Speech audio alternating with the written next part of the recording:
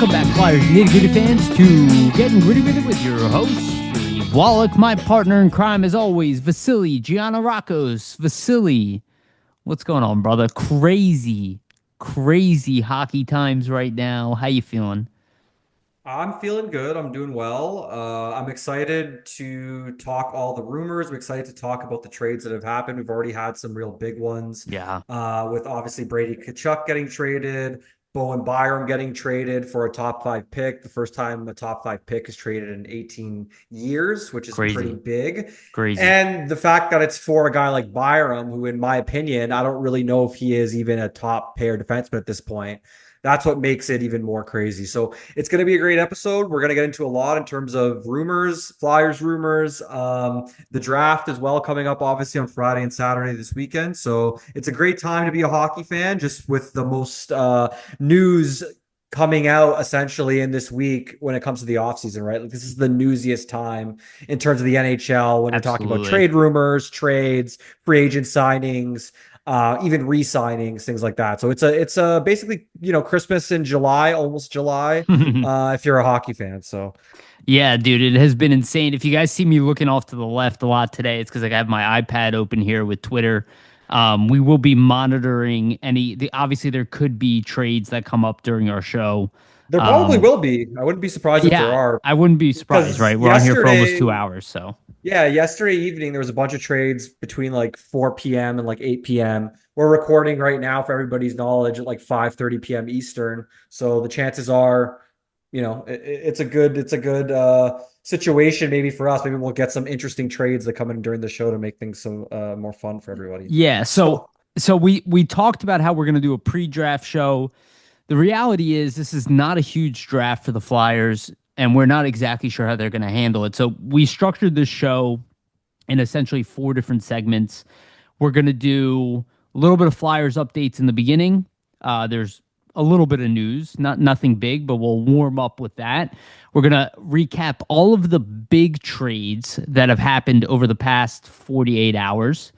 And then we're going to talk about trade rumors. We have a big segment of that stuff that's going on. So this is going to be a more NHL focused episode, which we don't normally do.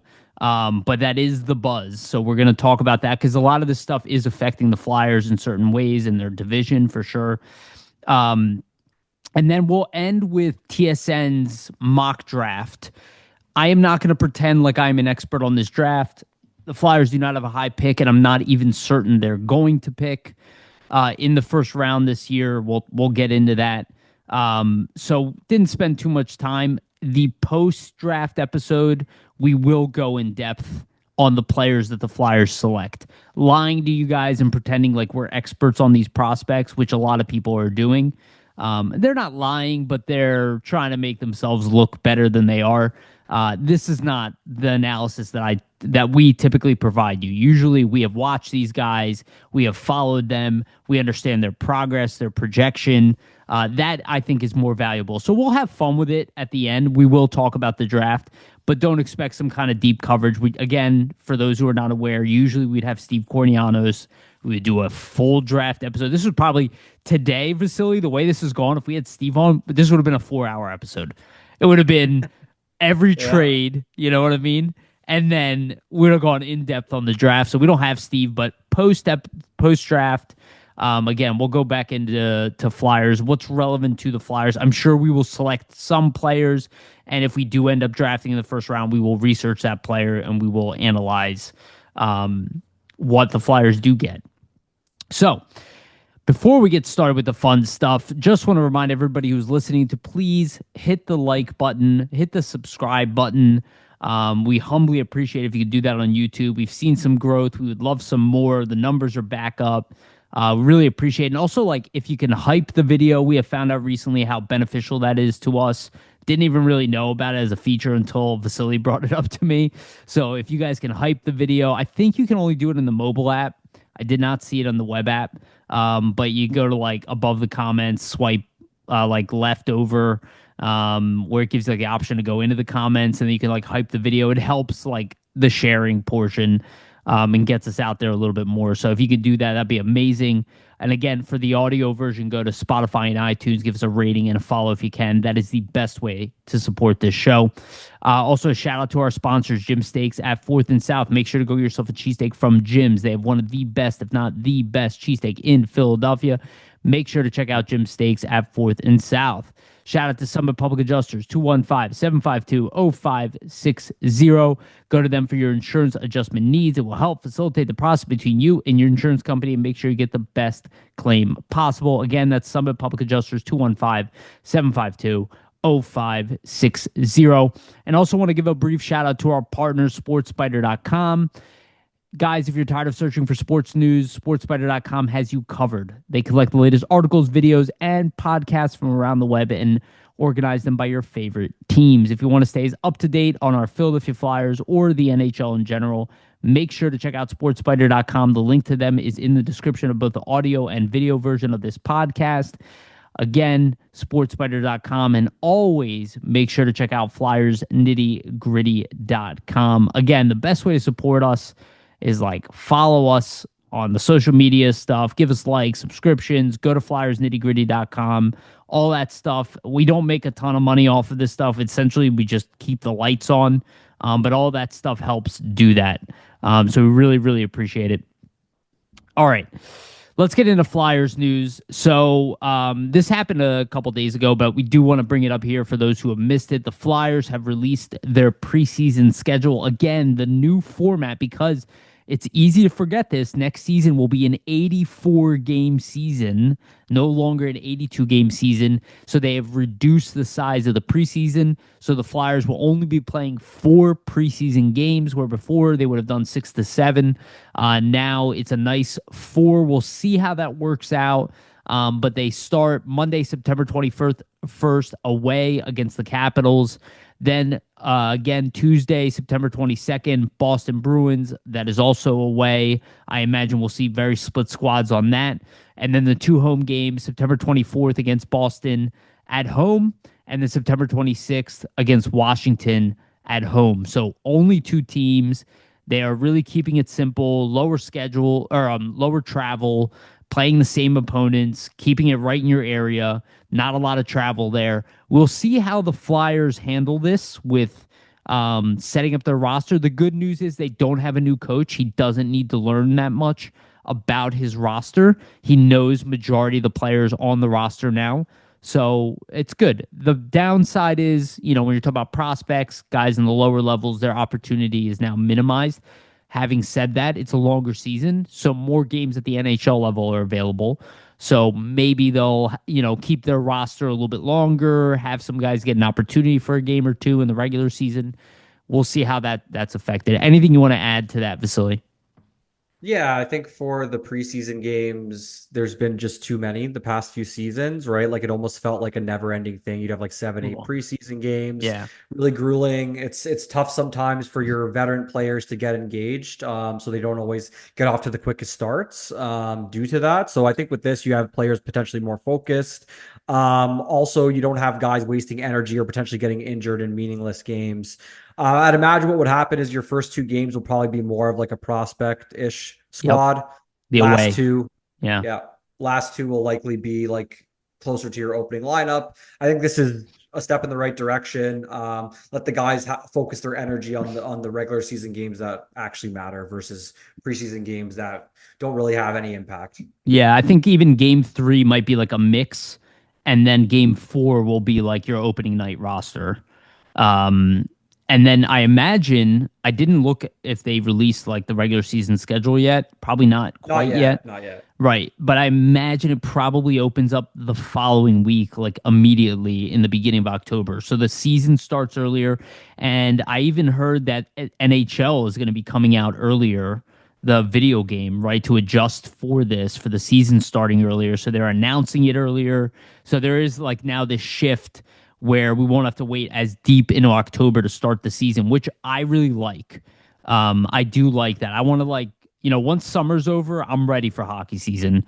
So let's go. And preseason's cool. It's cool. It's fun. It's not that fun. Regular season's a lot better. So it's kind of like training camp, and then you kind of just want to get to the regular season. So this is exciting. There's also been some number changes. This came out today.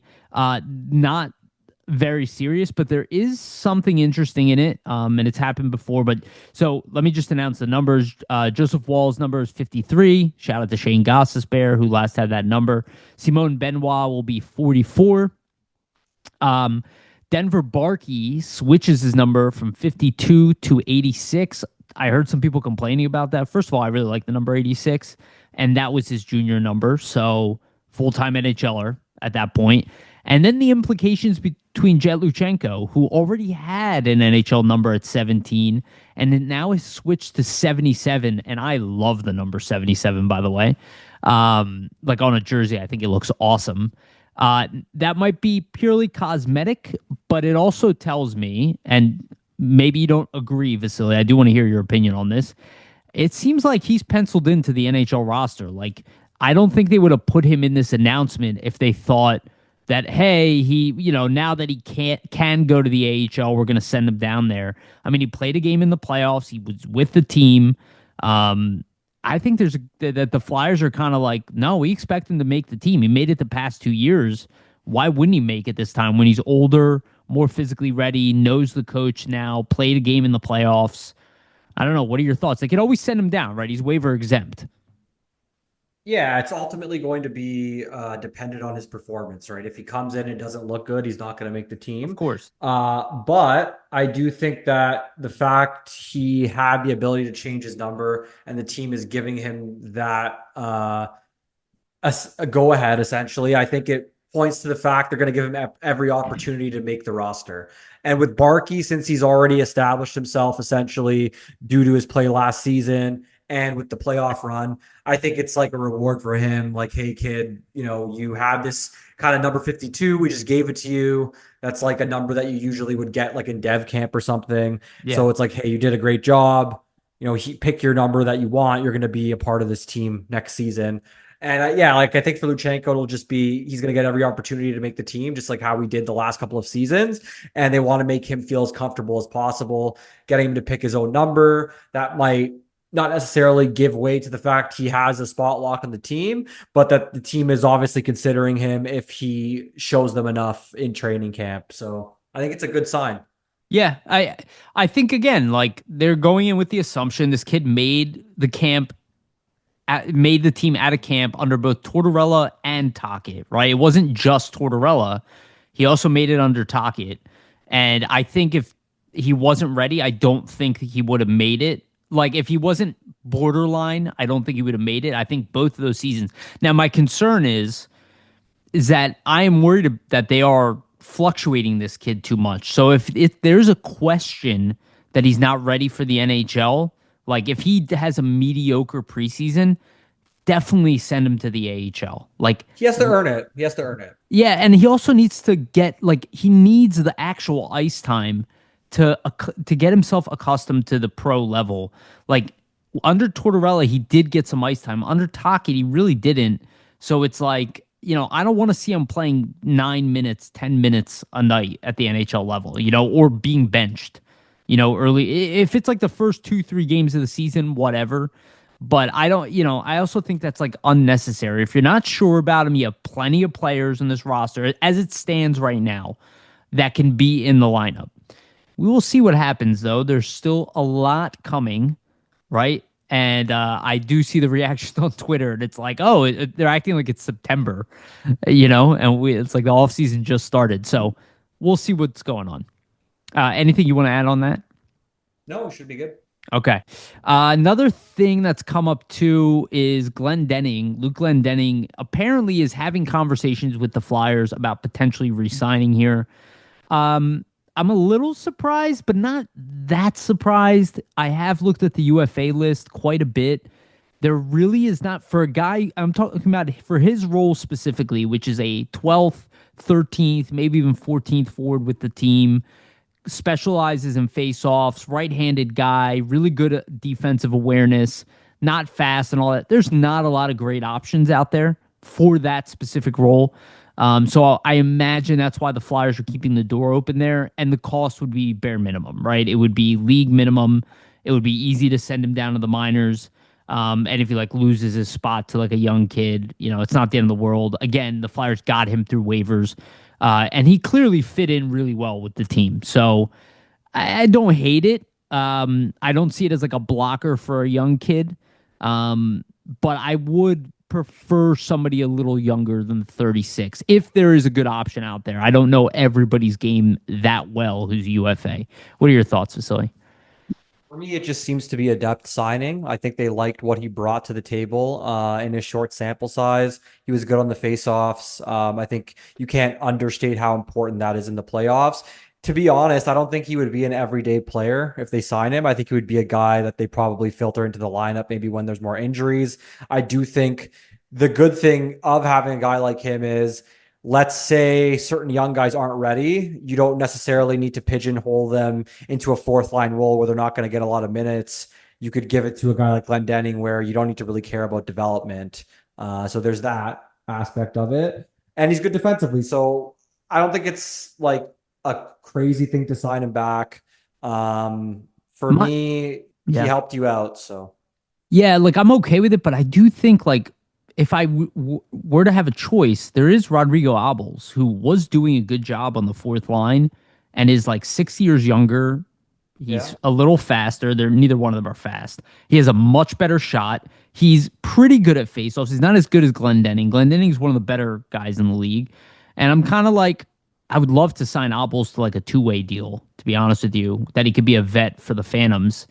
I don't know if they necessarily are thinking that at all. We haven't heard him brought up, but I do think about like Abels is a better scorer as a fourth line player. He's big. He's also 6'4".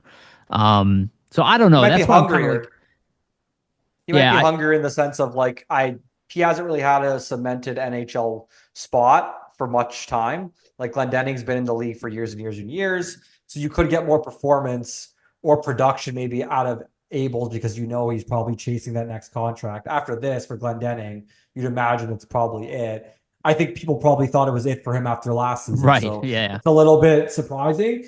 I think he might be somebody that the Flyers are targeting.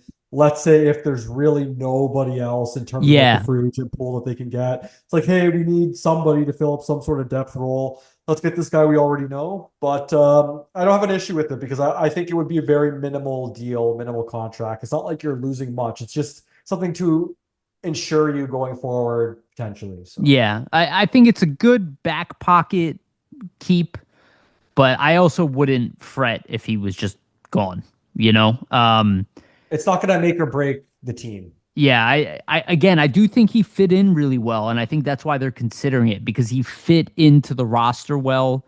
He meshed with the team really well. The other thought is, I don't know what's going to happen with Reese Wilcox. I'm not sure if he's coming back. Maybe there's a thought that Glendening can take over his role with the Phantoms and be like a captain on the Phantoms who can swing up and down to the NHL. We'll see. We'll see. I don't know. The Phantoms need a lot of work, so I don't know what they're going to be doing with that squad in general right now. We'll talk about it throughout the offseason, probably like maybe second week of free agency. We'll get to that stuff. Actually, it might be first week, depending on what the Flyers sign. Yeah. Okay, let's move forward. Before we get into trades, I've been seeing a lot of people talk about like the Flyers are just sitting, or Danny Briere just sitting on his hands. The Flyers made a big trade. It wasn't like a massive trade, but like Joseph Woll for most other teams that don't have a goalie, like if it was Edmonton or Florida, you're like, oh, they just brought in their starting goaltender. The Flyers just brought in a starting goaltender and a pretty decent bottom pairing defenseman, a guy who was playing like too many minutes for Toronto, essentially, who now. And again, he made that trade especially when we go into the cost for these trades, at such a reasonable price, giving away two guys who most of us were convinced were not going to be here and a third round pick. So I see a lot of people like Danny sitting on his hands because he didn't make a trade on June 23rd, which, by the way, if you look at the list of the June 23rd, it's not every year they make a trade on June 23rd. It's like every other year, there's some years in between. But it was a big trade in general. Anything you want to preface and add to what I just said? Because I am getting a little frustrated with like the freak out online about, hey, we're not doing anything. Danny sucks again. It's like, I know that's the minority. It's like a small group of crazies, but still.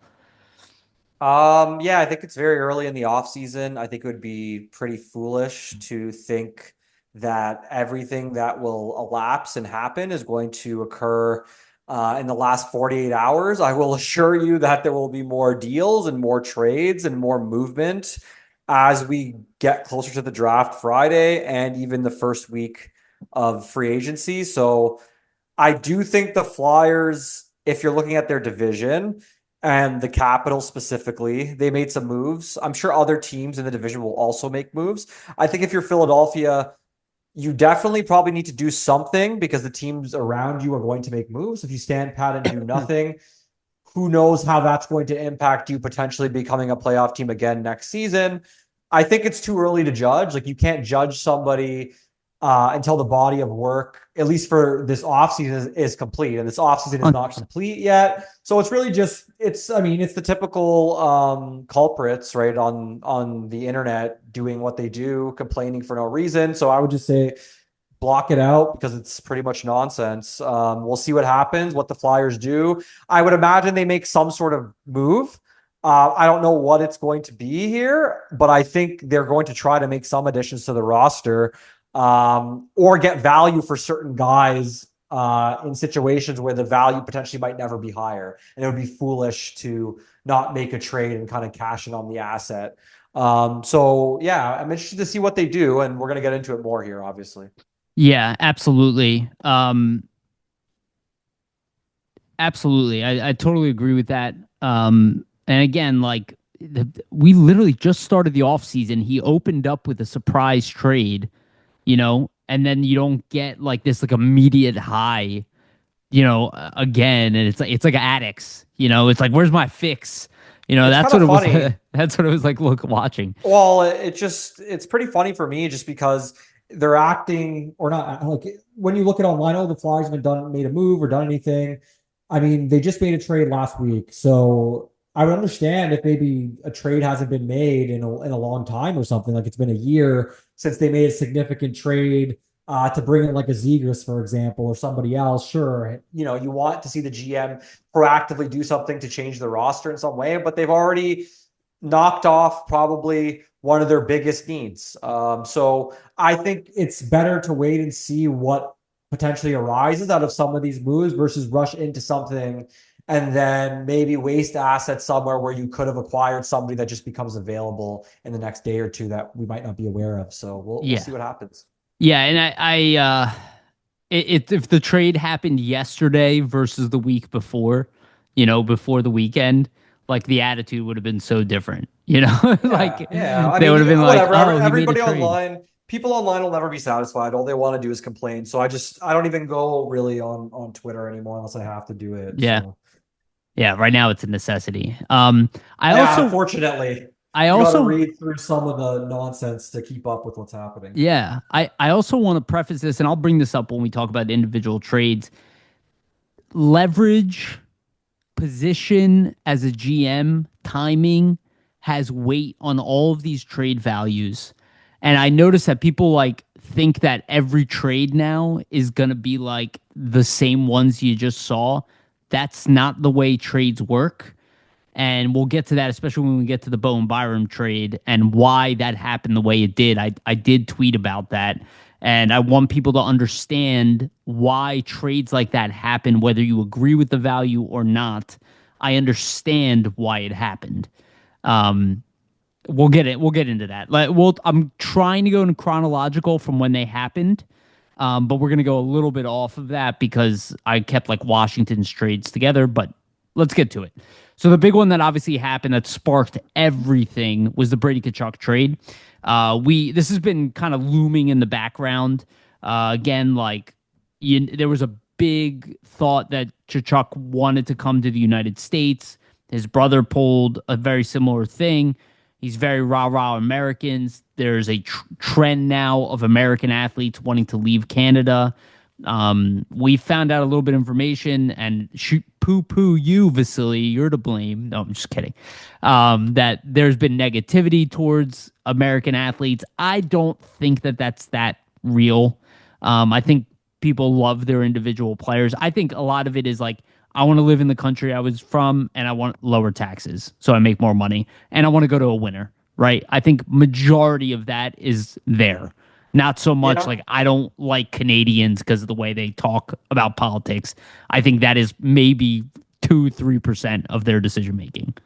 Do you agree with that? Sorry. I would say looking at Tkachuk specifically, I fail to see many people mention this. Like Ottawa just made the playoffs for 2 years in a row, like the last 2 seasons. It's not like they've been good for a very long time. And even, I mean, them making the playoff and losing in the first round 2 seasons straight, I wouldn't necessarily say that that's good. Sure. Tkachuk got drafted in the 2018 draft. He was 4th overall in the 2018 draft.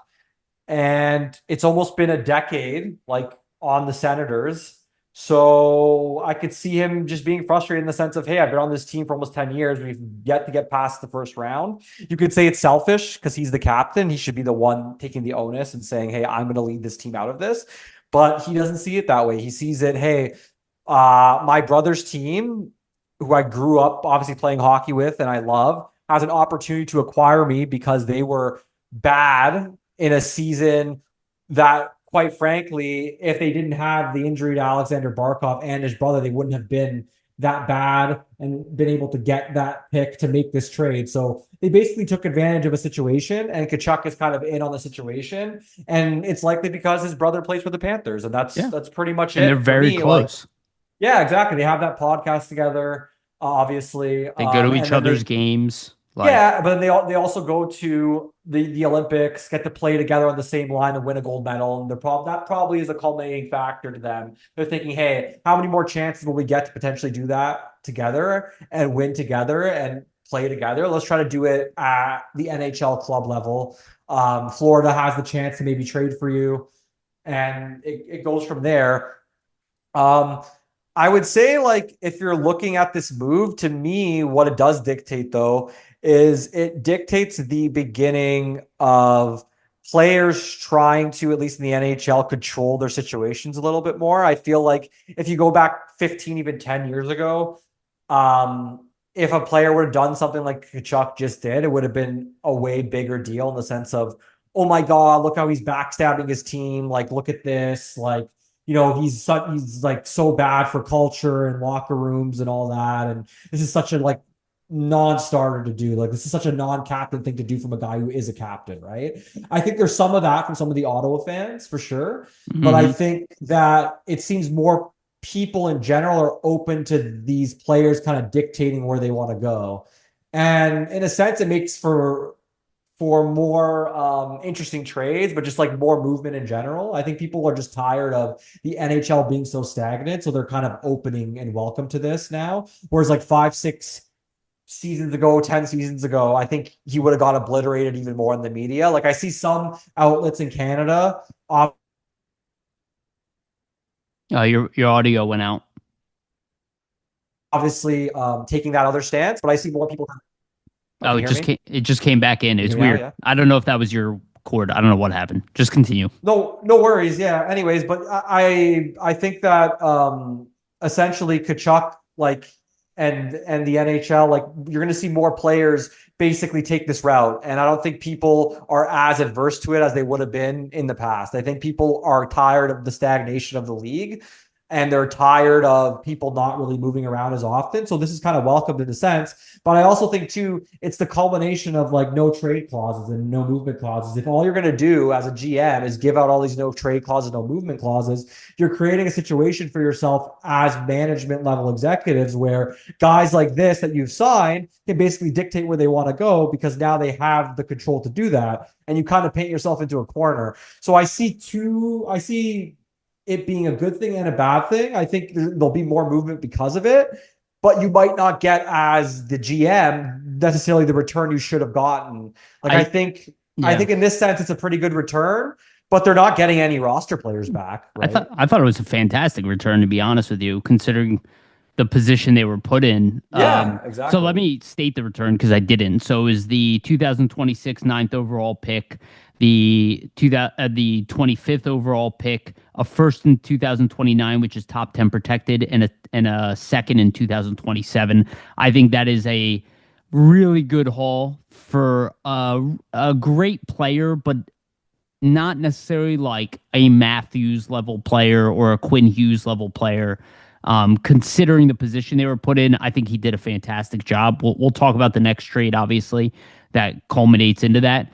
But we saw this already, right, with Cutter Gauthier. And I will say, man, I think the way Brady Tkachuk handled this, never publicly said anything in the media, which credit to Cutter, he never either.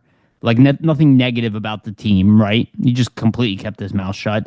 But Brady never said he wanted to leave publicly, never lambasted the organization, never complained publicly, just worked in the background, say, hey, this is what I want. I will finish out my contract here. I have 2 years left. They could have traded him later. They're kind of like, no, let's maximize the value now. Let's just do it now. If you're not dedicated to being here, he gave them an opportunity to take a bad situation and make something good out of it. And I think they still have potential to do more of that. I understand why their fans are upset. That I totally get. But as far as like lambasting him from people outside of it, but I do understand why Canadian media is worried. I will say this, and people won't like this because I've said it over and over again. The NHL needs to adjust to the tax differences. Bettman tried to, swift it away. Now there's going to be this weird thing with no movement clauses where teams are going to be more hesitant to give them out. So that means they'll have to pay more up front. But with the cap going up, maybe that's going to be their option. But it is an advantage to have lower taxes, especially when it's a high tax versus no tax. That is a huge advantage. Like, he didn't sign a new contract. He's getting paid significantly more now in Florida than he was in Canada. So these are things that we're going to have to deal with, and Bettman's going to have to deal with. And again, I have a solution already. It's like literally create a leniency of 1% to 8% for each team, depending on what state tax they have, what local tax they have. It's like not the end of the world. You can still make the dollar amounts the same. I don't fully understand it. I don't understand why they can't adapt to it. I think it'll eventually probably happen. I think another thing too that will probably be an outcome of all of these players, like you see Larkin obviously doing it. That's a whole other situation. He's an American player in an American city, from the city he was born in, like demanding a trade just because he's frustrated, right? Like, so Yeah. you're seeing this happen with other guys that aren't necessarily in the Canadian markets. Like Yeah, Matthews you're hasn't right. necessarily demanded a trade. So it just seems to be like this whole US team from the gold medal. Like they seem to have gotten The that taste group of chat, winning. right? Yeah, exactly. The US group chat, they've gotten that taste of winning, and they're kind of like, well, our careers are only so long. Let's try to maximize They're what we not can do. wrong, dude. And I see it from the player's perspective, because you got to think about it this way, right? Like, if you're an organization, there's no loyalty these days in the NHL. Like, if No. there's an ability to upgrade, a team will do it. Look at Vegas, right? Like, they don't Like, have loyalty. They'll upgrade on a player at any point. So I could see it from the player's perspective being like, hey, I'm going to have the same mindset. If I think there's a better situation for me out there and I can force my way to that situation because I was a high level producer for the last 6 seasons or 8 seasons of my career and I got a no movement clause and I now have the control to do that in my contract, then I'm going to take that opportunity and do it. And if people don't like it, it is what it is. But he's technically, Tkachuk, he's in the rights of his contract by what he did. What I will say before you interject is, I think what will happen is that this will cause maybe certain NHL GMs to think outside the box, and in these NHL owners meetings and GM meetings, maybe bring up certain rule changes. Like, if a player has a no movement or no trade protection, for example, and he demands a trade, then that trade protection is now gone. You've made the request that you want to be moved. like when it moves to the next team. No, I'm saying, like, I signed you. Oh, I see I what you're signed saying. you for 8 years as my captain because you said you were committed to my organization. So I gave you all the bells and the whistles. I gave you the no movement clause. I gave you everything you wanted. Now, 2 years down the line, your brother wins the cup in Florida and he decides, oh, I want you on my team now. There's an opportunity. Let's go, Brady. Well, no, I committed to you as my captain. If you request you want to train, don't want to play here, cool, that's in your rights. But now that you've made that request on your I behalf, see your point. that no movement clause is now Is void, abolished. null and Yeah, void. you want to move? Sure, you can move, but it'll be to any team now. And I control who that is because you yourself made that request to me. So I I think that's something that might come up. And I That's think it could be interesting. Yeah. interesting because players might be a little weary to do that, right? They might say, hey, you know what? I'm going to think about requesting a trade because I don't want to go to X, Y, and Z team. So I'll play out the rest of my contract and be a good soldier. So it might make guys not want to do those things that they've been doing. I don't know if the NHL will do that necessarily, but just something that I thought would be interesting to talk Yeah. about. So yeah, the Panthers put up a big amount. Again, they're in a position where they're in now mode.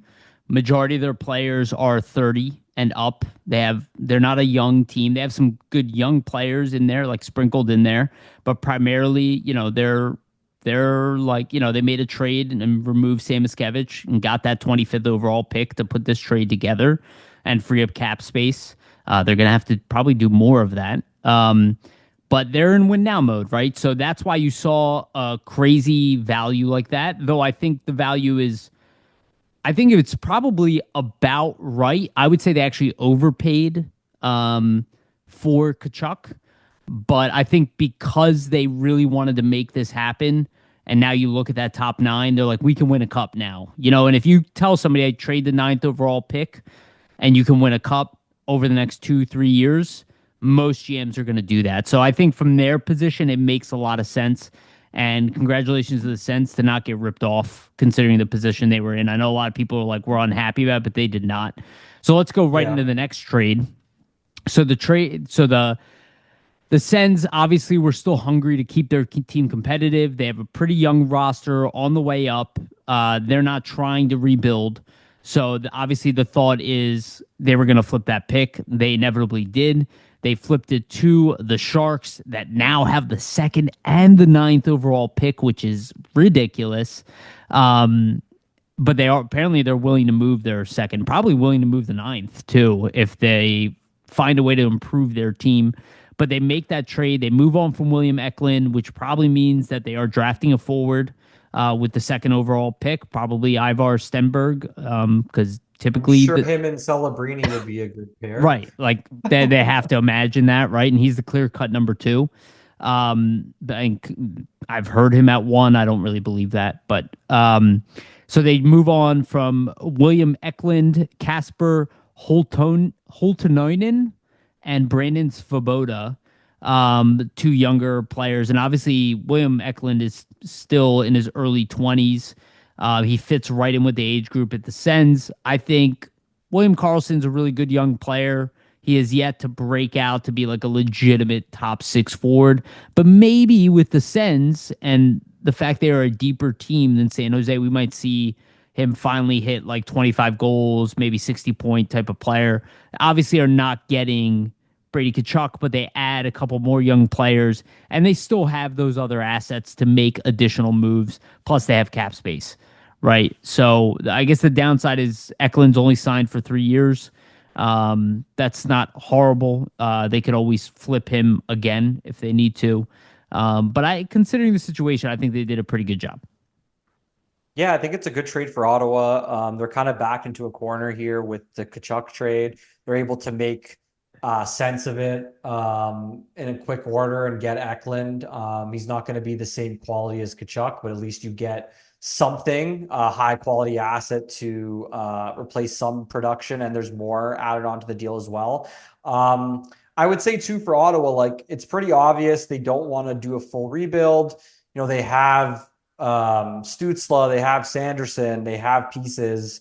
They have Eklund now, who's only 23 years old. And he's had two back-to-back 50-point seasons at a young age. So there's a chance for him to break out in Ottawa.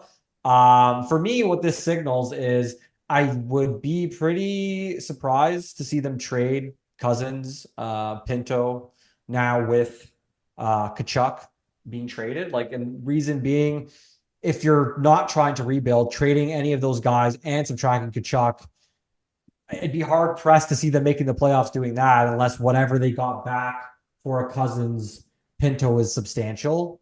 Maybe I'm wrong, but I feel like it would be difficult for them to do it. The only way it would make sense is if they upgraded significantly on a Cousins or Pinto, or there's some other trade in the works. But Yeah, yeah, I I don't mean, really see those guys getting moved. it's not a bad thought though, right? Like you could package one of those younger centers with a first round pick and try to see like maybe they're going to go for Larkin, right?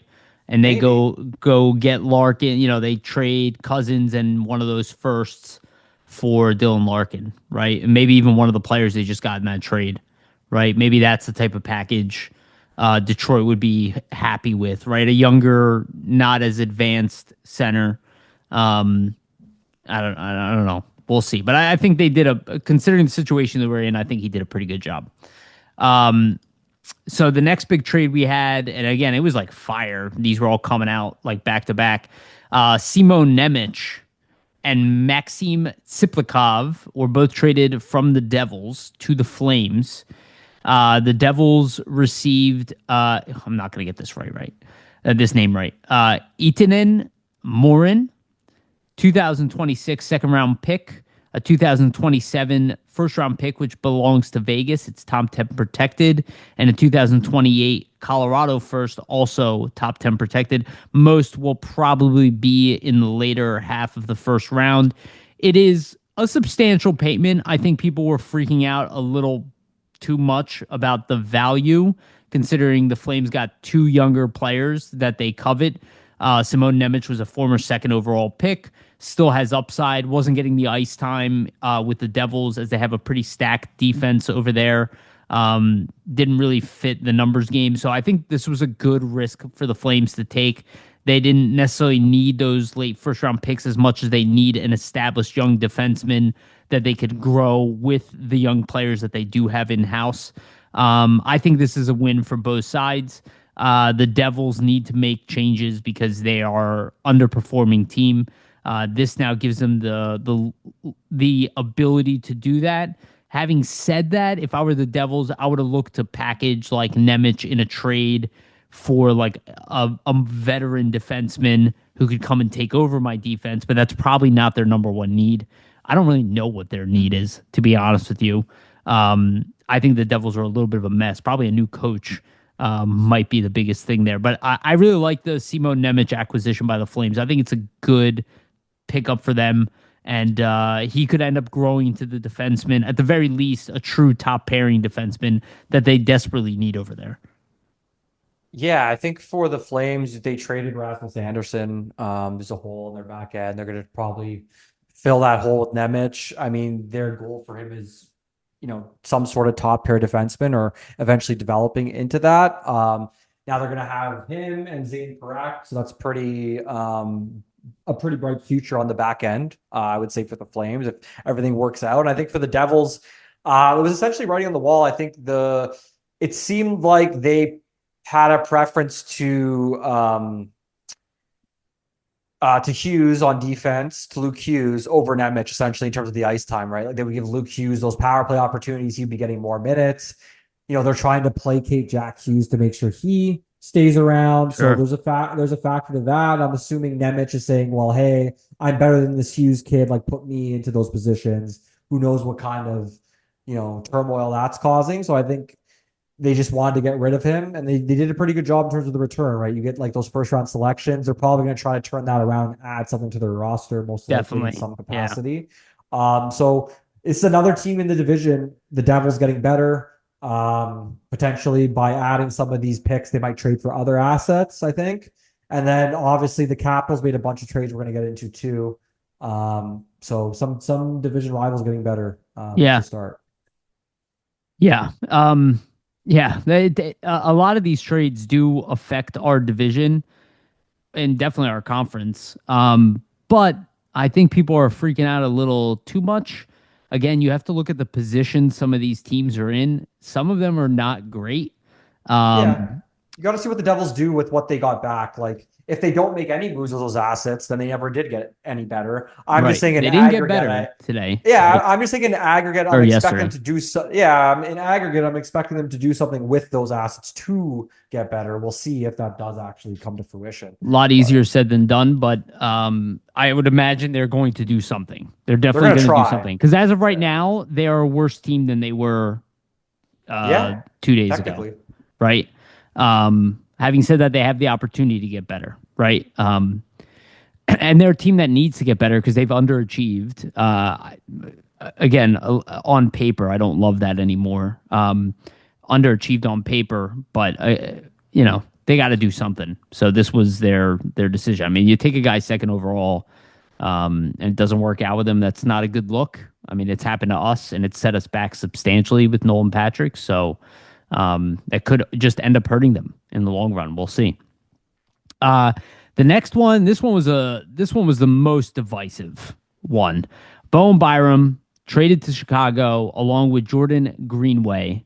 For those who are not familiar, Jordan Greenway was at one point a highly touted, like bottom six forward prospect who was like a 30-point player with massive size. So when he was playing in Minnesota, everybody wanted him. Then he had a pretty bad couple of years in Buffalo.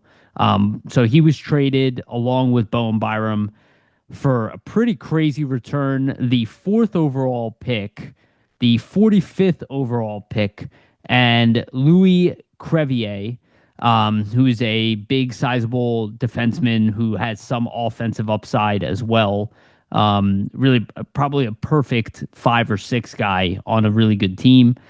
So the Sabres continue with the massive defense. Their defense is humongous. It's like 6'4" to 6'8". Everybody. And Chicago, again, this is what I was alluding to earlier. Chicago is one of those tanking teams.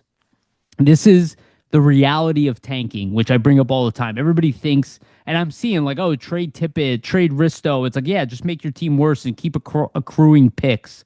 It's like, look what happens when you do that. This is the more likely scenario when you're so bad for so long. People don't think he has pressure to improve his team. Like, and he's looking at, whoever's available for. This guy's going to be ready in 2-3 years. I need to get better right now. Now, is Bowen Byram going to be that guy? I don't know. He was highly coveted at one point. He himself was a 4th overall pick. I don't think it's a horrible gamble. I think they overpaid significantly because they have bad leverage. They really needed a top defenseman bad. And this is a trade that reeks of desperation. They again absorbed Jordan Greenway's, large contract for very little money, but his expiring deal. And quite frankly, they probably need somebody like him, and they have a massive amount of cap space. So they probably could have got this for less. The 4th overall, like including that, is crazy. But again, this is what happens when you are in a position where there were probably a bunch of teams in on Byram, and Chicago is desperate for a top pairing defenseman. And they have a bunch of young defensemen who are not living up to their name. And it's like, you can't keep throwing these young kids out there without, again, like what the Flyers have, a guy like Travis Sanheim to take the brunt of the load. I think they really needed that. This is a reeks of desperation. I do not hate it for Chicago, considering I imagine Daly's job's on the line at this point. And that's I would not like it as a Flyers fan, but I totally empathize with where they're coming from. I don't think it's insane. I think it's, hey, we need to start winning. Like, we cannot rebuild forever, and they are in an endless rebuild right now. Yeah, the Blackhawks, it just feels like they've been bad for so long at this point. So I think they're just trying to make some sort of splash. I think to your point, like if they would have kept that 4th overall pick, the value's super high, sure. But what would that have done to your roster? Like, you're going to add a guy who might be able to join your roster maybe this season, and what's he going to put up, like 40, 50 points for you? Like, down if the they're line, lucky, down the realistically, line, it's like 30. That's what I mean. Down the line might be a really great piece of your team long term. but they need to get some results and do something and show some tangible swings on the ice from, being so bad to taking actual steps. Like there needs to be some sort of steps forward taken. So I think that's probably why Davidson's making this deal. I think his, like you said, his job's probably close to being on the line here at this point. So he knows, hey, I have to act. I have to do something. I think for Buffalo, I mean, what a return for them. Fantastic. For me, I don't understand it because they don't really have leverage, Buffalo, in the situation. And that's why it's crazy to me, because everybody knows Byram wanted this outrageous contract that they didn't really want to sign because you have obviously Dahlin and Owen Power and other really great, defensive players that you're going to have to save that money for. So it just wouldn't make sense for them to give that contract to Byram. So I'm kind of astonished that the Blackhawks pay the price that they do for this. And that's where I think a lot of people probably are thinking, like, what's going on here? How is this happening? So for Buffalo, it's great. I'm wondering what they're going to do with the 4th overall pick, if they're actually going to make that selection or if they're going to try to trade that for something else.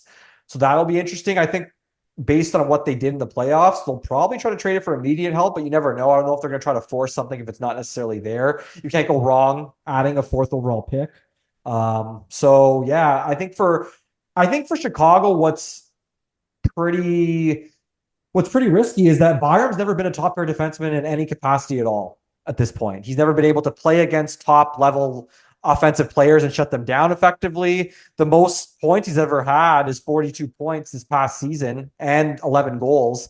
So I don't know if he's effectively a top pair defenseman. So you might have given away a 4th overall pick for a guy that at best might be a number 3 and could run a power play. I don't know if that's a great trade for the Blackhawks in the long run. So if he can't become that number 1 guy or even just top pair guy for them in some capacity, it's a complete failure of a trade. So Davidson's basically risking his whole job, I would say, on this trade at this point. If Byram goes in next season and he doesn't look like a guy who can be a top pair guy, like he's getting burned nightly, like he's probably going to be gone. Oh yeah, soon. I totally agree with that statement. I will say there's also, it's obvious that people are not that high on this draft, right? Like you don't make these type of trades unless you believe that this draft is just really not that good. That means the players that they're getting, even though they probably all have high upsides, they are riskier prospects. And, there are guys a lot of times in the top 5, which is probably why we haven't seen this, that you're like, this guy could play in the NHL tomorrow and put up 40, 50 points on the back end. I don't know if there are necessarily names like that going around. Like maybe they project to be top pairing or number 1 guys, but I noticed, and we'll go over this, is like a lot of these guys are young for their age group as well. So it means they're even younger than a lot of draft picks usually. So it's like, this is why I talk about what Danny Briere is doing is so smart, is that he is not in this position whatsoever. Like he doesn't have to desperately do anything. You will never see him make a trade like this. And what we hope is that we get to the point where the Florida Panthers, and that we have such a stacked team that we're like, okay, we're going to overpay now because we're going to be dominant. That's very different than the position Chicago is in, which is we're so bad that if we don't do something soon, we're screwed. That's a horrible position to be in. Yeah, it seems like nobody really wants to go there. I just am a little shocked from Chicago's perspective because, like, how did they get coerced into dealing for? Like, was there another team that was going to give something better? Like, why are you? I don't get it. I don't get it because, like, if you're Buffalo, like, you're in the situation where you need to move him. If I was Chicago, I just would have been like, well, I'm just not going to do that. And then wait till the price falls. But maybe there was another team that, like, maybe another team in the top 10 was willing to trade a pick for him and they kind of had to do it to get him. So that's probably the case. The case. Because if we're seeing 8s and 9s getting moved and we're seeing all these first round picks going, it probably means another team maybe was for Byram. We're like, hey, like, maybe it's even like a team like Columbus, is like, hey, we're trying to keep Zach Werenski here. If we bring in Bowen maybe Byram, they know he's leaving and they're like, hey, we're going to have to trade Werenski. Let's try to get Byram in here. It doesn't work out. But right. Because Chicago comes in and kind of swoops in with their pick. Yeah, because he's still... I know people are really harsh on him, but he is York's age. There's still He's like 25. There's tons of upside there. I just think he for just him, turned it's 25. yeah, it's got to be the next couple, like in the next season or two. If you don't see him get to that, level of like top pair, who knows if it's going to happen necessarily. Yeah, I agree with you. He has now is his window, right? He's 25 years old. He peaks at 27. So like over the next couple years, he doesn't necessarily have to be like a true number one D man, but he has to be a top pairing Yeah. probably next year. The pressure is definitely on him too, because the rumored contract is like 12.5 million over 8 years or something. That's what he wants, I believe. Yeah. Yeah, which is crazy. Now they have the money to give him that. But it does But he remind me of hasn't done Seth anything to Jones. demand. He hasn't done anything to demand that really in terms of production, other than hype, right? Like other than the hype that he is going to be that good, he hasn't done it on the ice. So Yeah, I mean, he was very highly touted. So, like, more than any of the defensemen in this draft when he did get yeah, drafted. And what's crazy is that Avs were offered Cutter Gauthier for Byram, and I bet their fans are kind of like, we could have had Cutter Gauthier, and now we like lost, we got a fraction of what Byram ended up getting in the end, a fourth overall pick, and um, because like Casey Middlestat, I thought that was a bad trade for Colorado when they made it, and it was. So stuff happens all the time. But crazy trade. Again, the Sabres though, on paper right now, and we'll get into the next trade. Actually, maybe I'll bring this one up before the Kyrou. They are a worse team right now than they were last season. I think they have plenty of opportunity now to improve. It's still very early, but on paper, they are a worse team than they were yesterday. They gained a lot of assets though, so they are a dangerous team still, and they had the best record in the last like was it 50 games of the season or something. So yeah. they're not that much worse, and they have a lot of young players on there too. So it was a good bet by Jarmo Kekalainen. So I'd imagine Buffalo will try to trade that pick in some capacity. I don't yeah, think they're going to make that pick. potentially, yeah. Depends what's out there, right? So I'll do the Alex Tuch trade, even though it wasn't in order. So they did end up trading Alex Tuch to the Washington Capitals. He was going to walk into free agency. He is due to sign an 8-year deal of 10.5 million. This is a guy with the production level of Travis Konechny. He is 30 years old. This is a massive contract for a 30-year-old. I would have been, but it's a UFA contract. Let's be honest. He's a UFA. So he could demand it. And, Capitals wanted to get on top of it. They did. He is definitely a good player. He's absolutely going to help them. And again, the Sabres only get a third-round pick there, but they're going to be looking for a replacement. He was arguably the most prized UFA on forward available this offseason. So that UFA market looking real barren right now. And Washington obviously is going for it. Do you want to comment on this one, or should I read out the Kyrou trade? Why don't you comment on Tuch, and then we'll bring up the Kyrou. Yeah, I think for talking for Washington, it's clear that there's no official word yet on Ovechkin coming back, but I do believe he will probably be back, and this is like their last ditch effort at a cup run with Ovechkin. That's what it kind of seems like to me. Yeah. You get Tuch too. And I think knowing that this is probably Ovechkin's last year coming up and you're going to get him on a 1-year deal, that's probably why they're willing to go that length and that amount of money with Tuch too. And then obviously Kyrou yesterday is icing on the cake too. So the Caps are making big moves. They might have the deepest forward core in the league now, one of the deepest forward cores in the league with these additions, essentially. So they're going to be, they've gotten much better. Like they're going to be, if they're not back in the playoffs next season, I'd be quite surprised. So yeah, let's go into that next trade, because obviously these two are very correlated. So they also picked up Jordan Kyrou from the Blues in exchange for Connor McMichael, Milton Gastrin, who was a former second-round pick, a really good young Swedish player with like middle six like upside. Maybe a third-line player, but still a good prospect on his own, and the 16th overall this year.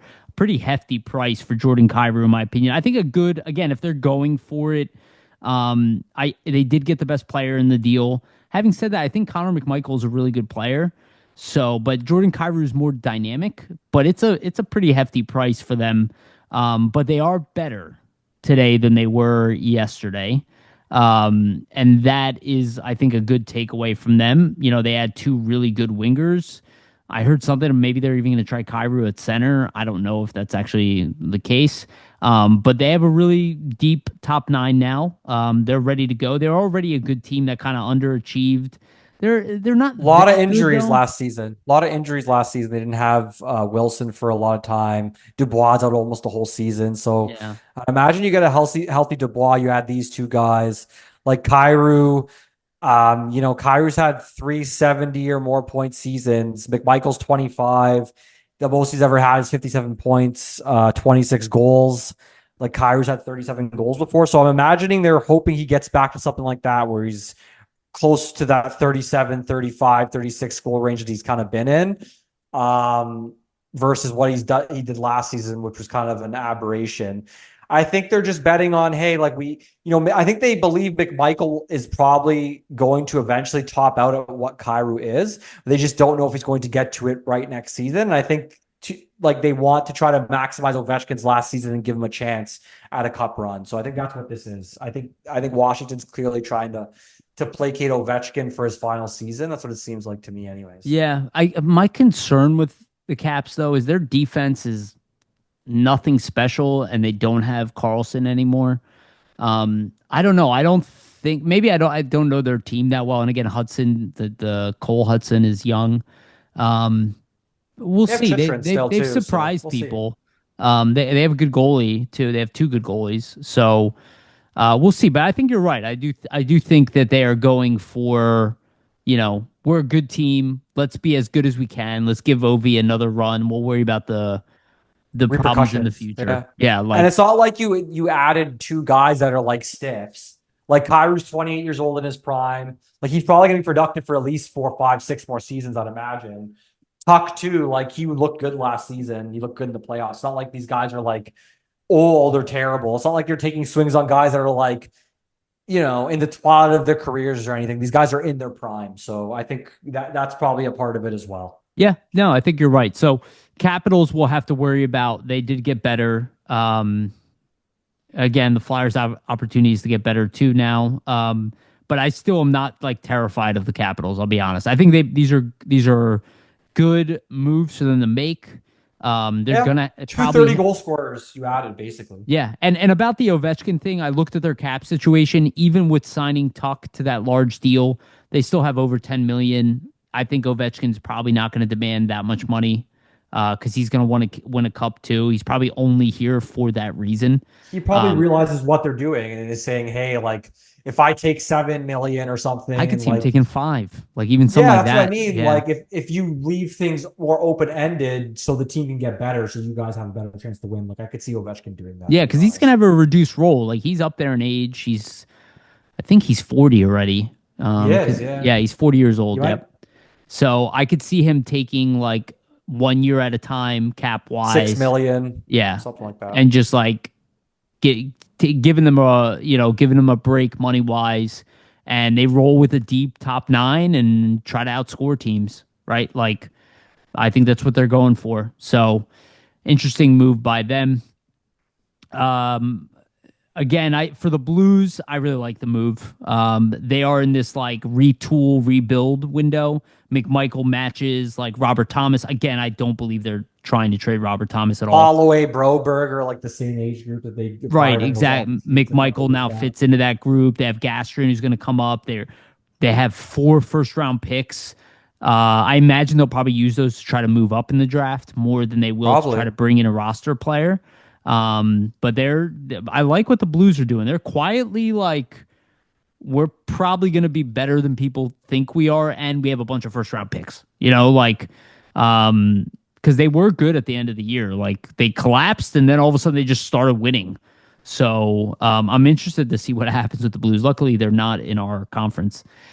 And then another trade that came in recently. I don't think there's been any other trades. I will double check, No, but nothing yet. Nothing yet. yeah, Jack Drury to the Predators, Jack Drury and Chase Bradley, and a 2029 third round pick from the Abs to for Zachary Leroux and Fedor Svechkov.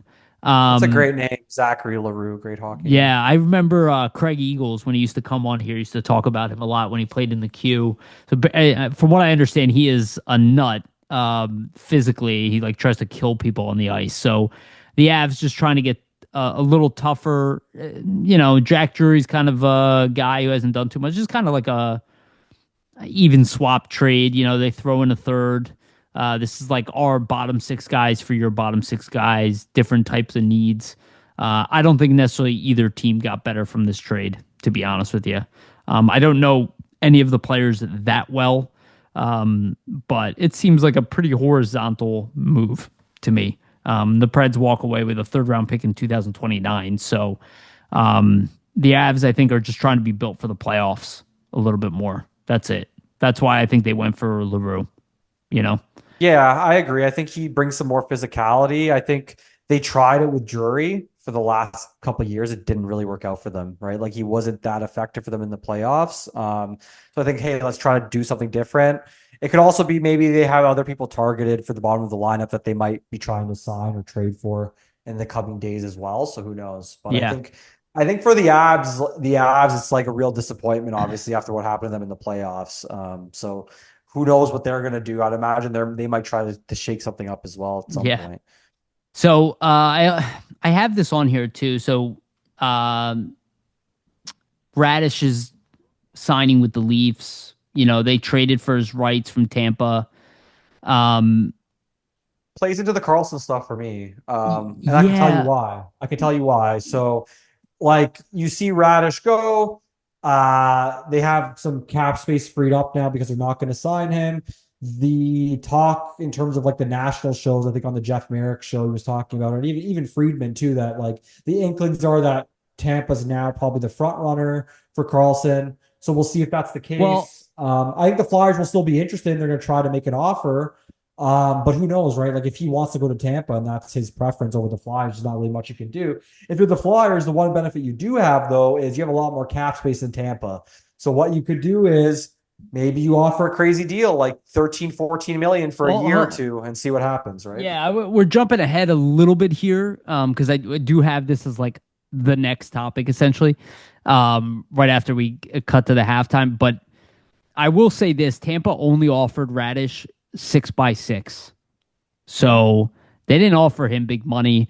I like the move for Toronto. Again, they desperately needed like an offensive defenseman. Um, but they're getting rid of Morgan Riley. I don't think Toronto is going to be a much better team than they were last year going in next season. I think they're going to be pretty middling. And it really depends on how Austin Matthews comes out, but we will see. Um, let's table the Carlson stuff because it's right next and it coincides with Risto. So I do want to talk about it though. I want to talk about what you said. Um, and then the Sharks also made another trade prior to this with Michael Kesselring. They got him for the 27th pick. Oh no, I'm sorry. It was Kesselring in the 27th for Buffalo. Excuse me. Buffalo traded the 27th pick and Michael Kesselring to the Sharks for the 20th pick. So the Buffalo also moved up in the draft. So they also have, the 4th and the 20th now in the draft. So just wanted to, those are a little bit older, but I wanted to call those out. Let's get into the trade rumor stuff because I want to get into this John Carlson stuff because there's a conversation to be had here for sure. Before we do, just a reminder, please like, subscribe, hit the notification bell for notifications and notify us when these episodes release. And also for the audio version, go to Spotify and iTunes and give us a rating if you can. Again, this is the best way to support our show and hype the video if you can. We humbly appreciate it if you can. We put a lot of work into this, so anything you guys can do is a big help. Okay, let's get into it. I have this like with the Risto stuff. Let's talk about John Carlson first. So going off of what you just said, would I be shocked if Tampa is top of his list? No. But when I think about the fact they didn't want to give up the money for Raddysh, right? They're not like big on outbidding other teams substantially. I don't necessarily disagree with what you said though, right? Tampa might just be his top choice, and it just is what it is. What I saw reported earlier was that there are actually, and this was LeBron, there are 5 teams. Tampa is only one of them. He did not list them as a favorite. And he said there are 5 teams looking at him, one of which is definitely the Flyers. And again, I go back to what you were saying. I don't know if the number needs to be 13 million or whatever. But I do think this is also a case where Tampa is not necessarily as close to home as like Philly is. And I don't think Tampa Bay is going to offer him the most money. I think Philly will be one of the teams willing to overspend on John Carlson on a short-term deal. Maybe that's where Tampa can get him, though, is to be like, we'll give you a 4-year deal at $8 million or whatever. And you just come here, you come to Tampa, move your family to Tampa. It's beautiful here, whatever. It's like that type of sell. We have a team. We're going for the cup for the next 2-3 years. Like, we think you can be part of it. But I think the Flyers have a serious play here.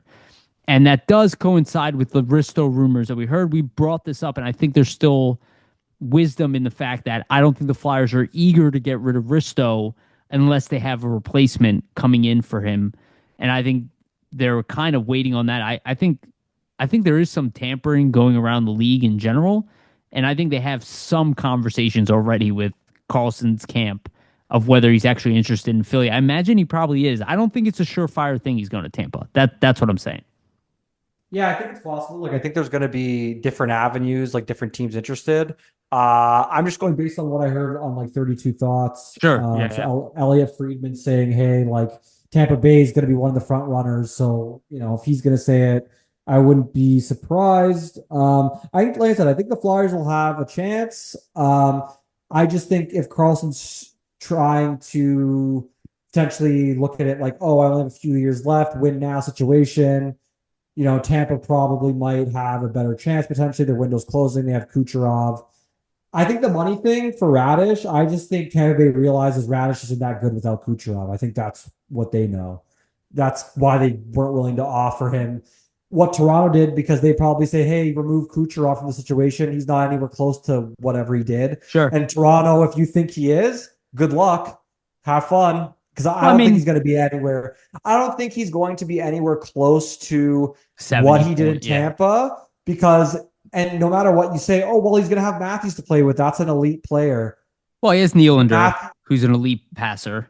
For sure, but I just think like Kucherov and Matthews, real different type of players. Like Kucherov was setting Raddysh up, whereas it'd be the opposite situation. Yeah, I don't disagree. Maybe have Nylander come in and do the same thing. I just think Tampa Bay probably knows something we don't. Like, you have a 140-point Nikita Kucherov, probably a big undertaking to why he produced as much as he did. And they probably know, hey, Victor Hedman's going to be healthy next year. This guy's not going to be on our top power play unit. Why waste the money on this, essentially? I think, though, the Flyers for Carlson, like, I think if they are willing to overpay, which I think they will be, because they have the $32 million in cap space versus Tampa's $13 million. Like, let's say Tampa's like, we'll give you $13 million for 2 years or something. And the Flyers like, well, we'll give you $14.5 million. Then there's maybe something to think about, right? Like, that's a big switch in terms of money. So I think that's where the Flyers have leverage, and the fact that Philadelphia is closer than Tampa to his current family situation, which is in Washington. So we'll see what happens. I think it's still going to be like, I don't think Carlson's decided. It's probably going to be what it comes down to in terms of offers. Then he'll make his choices, right? Yeah, I think so too. But to your point, before we go into the Risto stuff, I don't think the Flyers will trade Ristolainen unless they add some sort of defenseman somewhere. Yes. I don't think Simone Benoit is the type of guy that makes him feel comfortable. Because, again, we have to preface this, and I feel like I really need to, and I brought it up in the beginning of the show. A lot of people want the Flyers to just trade Tippett for assets, just trade Risso for assets. I don't think the Flyers are that interested in doing that. They're not interested in taking a step back. They're interested in taking a step forward. If they are trading Risto just for assets, then that's why like I love the John Carlson, because you don't have to give any assets away. You take the assets from Risto and you add John Carlson. That is the best case scenario. I don't know if it's going to happen, but I think that's why the Flyers that would be the most appealing for them, right? Because Yeah. maybe they can add, a young player and a first round pick for Risto and then bring in John Carlson to replace him, and they get better and they gain additional assets. They can make more moves or draft another player, and continue this process that they've been doing, which I think we're going to see for at least another year. Again, we talked about how the window opens, but it doesn't mean the floodgates open. The window opens now, and that means you can go out and get a guy like John Carlson if he's willing to come here, right? Which we are now a more advantageous team to join than we were when we were at the bottom of the league, which is what Chicago is in the position of. You don't want to be in that position for very long. What I like is the way that the Sharks are doing it. They got lucky though with Celebrini getting a franchise all-time player. Like Bedard is phenomenal. I love him, but he's not on Celebrini's level, right? They got lucky with him. He's a draw on his own. But they also have a lot of work to do to actually be a good team. They're like an average team at best. They're bad to average, depending on what time of the month it is. We'll see how they do next year. So, Risto, the word is, as of right now, that the Senators are still very interested, and there are a bunch of teams that are interested in Risto. One, because of his cap hit and his term. He's got 1 year left at like just above $5 million. That is very tenable. I saw him being labeled as a bottom pairing defenseman. He is not. He is not a top pairing defenseman the way he's being played on the Flyers. He can in a complementary role. With a legitimate like number one or a guy like Travis Sanheim, he can do a good job in that role, but he's ideally a middle. He's a really pairing. good number 4 defenseman, I would say. Exactly. Really good number 4. Could be a number 3 potentially. Could play above for a little bit. Probably not a whole season on the top pair. Yeah. So I think there's teams interested, right? Like to your point, like there's a lot of teams interested, but I do think like if you're the Flyers, you don't necessarily need to make a deal right now. I think like they probably won't make a deal, like I was saying, unless they do have something to replace those minutes. Because I think if you just subtract him and you expect that Oliver Bonk and David Jiricek are going to replace those minutes and it's going to be all rosy and the Flyers won't take any steps back, I just don't see that happening. Like I think if you do that, you're definitely taking a step back, especially with some of the other moves that some of the other teams are making, right? So I think if they're going to trade Risto, like I said, there'll be a replacement. If not, they'll just wait till the deadline because he's a expiring contract at the deadline. You're going to get similar value, most likely. not wrong, dude. Yeah, like I don't think they're necessarily in a rush. I don't think they're necessarily in a rush because they don't want to subtract from the roster and take a step back. So it's like, hey, maybe we keep him if we don't find what we need to replace him. Let's trade him at the deadline. If the assets line up at that point. But like, why is there a rush to do it now if you also have one more chance in the future to do it? So yeah, I agree. And again, I think the Senators, the position that they're in, they're not necessarily trying to make a hockey trade for Risto. They're trying to trade assets for Risto, right? Their offer is most likely a collection of picks, prospects. Maybe it's like Jordan Spence and a first, like maybe that's kind of what they're offering, like one of those late firsts that they have, and Jordan Spence for Rasmus Ristolainen, which is a great return. I'd be down for that. But again, you have to think about where the Flyers are. They would consider that because Spence is an NHL player. So we'll see what they do. If it's a trade like that, maybe they are interested. But I do echo what you said, right? It's like I think there's still time. I think that's a great point to bring up, Vasily, that they could trade him at the trade deadline. They like if the Flyers are not in the playoffs next year, they can still move him, right? Expiring deal, they can move him, they can move Sealer. And then even let's say hypothetically, like you're at the deadline, you are a playoff team, Risto's not going to sign back. Bonk and Jiricek are taking a bit of a step, so they're knowns now. So then you have less fear of moving off of him because you know now, hey, these two young guys stepped up. We're in a playoff spot. Let's move off of this guy. And maybe we can make a deal to add more of a depth guy too that like brings some size. Like more at that point. I just think now with Bonk and Jiricek, it's completely unknown. You don't know how they're going to be or how they're going to kind of fit into your lineup or play. So if you do remove Risto and you're putting those minutes on that combination, it could just be too much and you might overwhelm them out of the gate way too early. Versus if you keep Risto, you kind of ease them in, they get their confidence, then you can move him and it's not as much of a detriment to your lineup. So you gotta factor that in. I don't think the Flyers want to necessarily take a step back unless they really have to here. I think they would like to make the playoffs next year. I mean, I guess if it's like a drastic overpay, if they're like 2 first-round picks and Jordan Spence, they'd be like, all right, we kind of have to, you know what I mean? I don't think they're getting that type of offer. Or if they get to your point, like let's say they're like, well, hey, for some reason we really want Risto, we'll trade you Dylan Cousins and like a second-round pick for him. If you're the Flyers, you'd be stupid not to do that, right? Or even Dylan Cousins straight up, but I can't see that. Yeah, but that's what I mean. Like I see the Senator. That's why I don't really buy the Senators Risto thing, because like I feel like they're trying to not subtract much from their roster. So like unless it's like futures, which probably don't interest the Flyers as much where they are, then like so I just don't see it being with Ottawa as much anymore, especially after the Tkachuk trade now. Only if the Flyers sign John Carlson and then they trade Risto, then it makes sense. Or there's some other defenseman, like if they acquire Nurse for some reason and then trade Risto for picks. I love the way you said that. Which is, I don't think they should do that. I think that's a terrible decision. But if for some reason they decide that's the way to go, which would be dumb and stupid, then sure, I guess. But I don't believe that's smart. So yeah, those rumors are still out there with Nurse. Everybody knows that he has lineage here in Philly. He is apparently he's one of the destinations on his list, which is fine. Doesn't mean the Flyers necessarily want you though. Right. And I really don't think the Flyers would be willing to take him at bare minimum. I would ask personally, I would ask 50% retention. And I think they wouldn't want to do that. I'd be open to like 35%.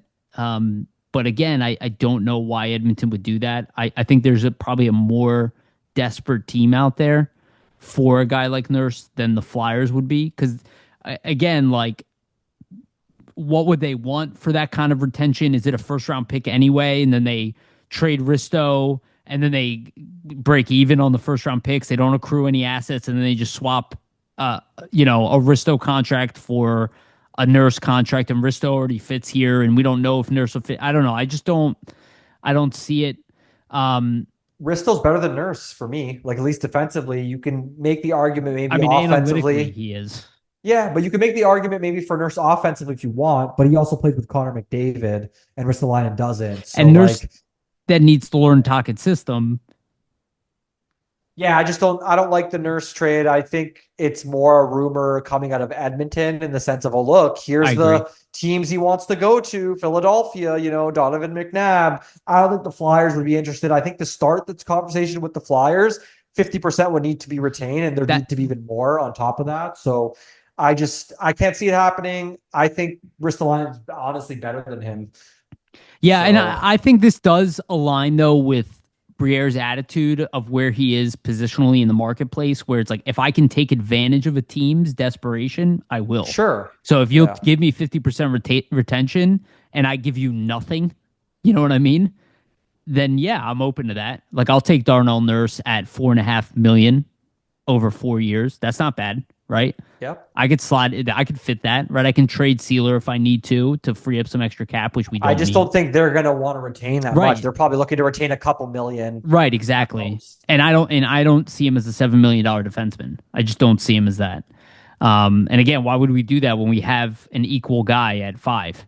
It's like we can. Not even equal, a better guy at 5. I'd rather re-sign Risto and get nothing. I would. That's kind of where I am with that. There is rumors coming out of Carolina. You texted me earlier about this, but I did see it. Anton Nikishkin? Alexander Nikishkin. Alexander, I'm sorry. Thank you. I even know the player, too. That's embarrassing. Alexander Nikishkin out of Carolina, who's a cup winner. He's 24 years old. There are rumors now he's an RFA that potentially Carolina is shopping him. I don't think that they actually are. I think they're just putting it out there to be like, who's going to give us a 4th overall pick to take this guy off our hands? And again, this is an in-division trade. Flyers would have to overpay for him. I don't see it happening. I think the Flyers probably like him though. Um, I wouldn't hate a player like this for sure. I would like him. I don't think he's going to get traded. They have the cap space, unless he's asking for monster money, which he has no real position to do so.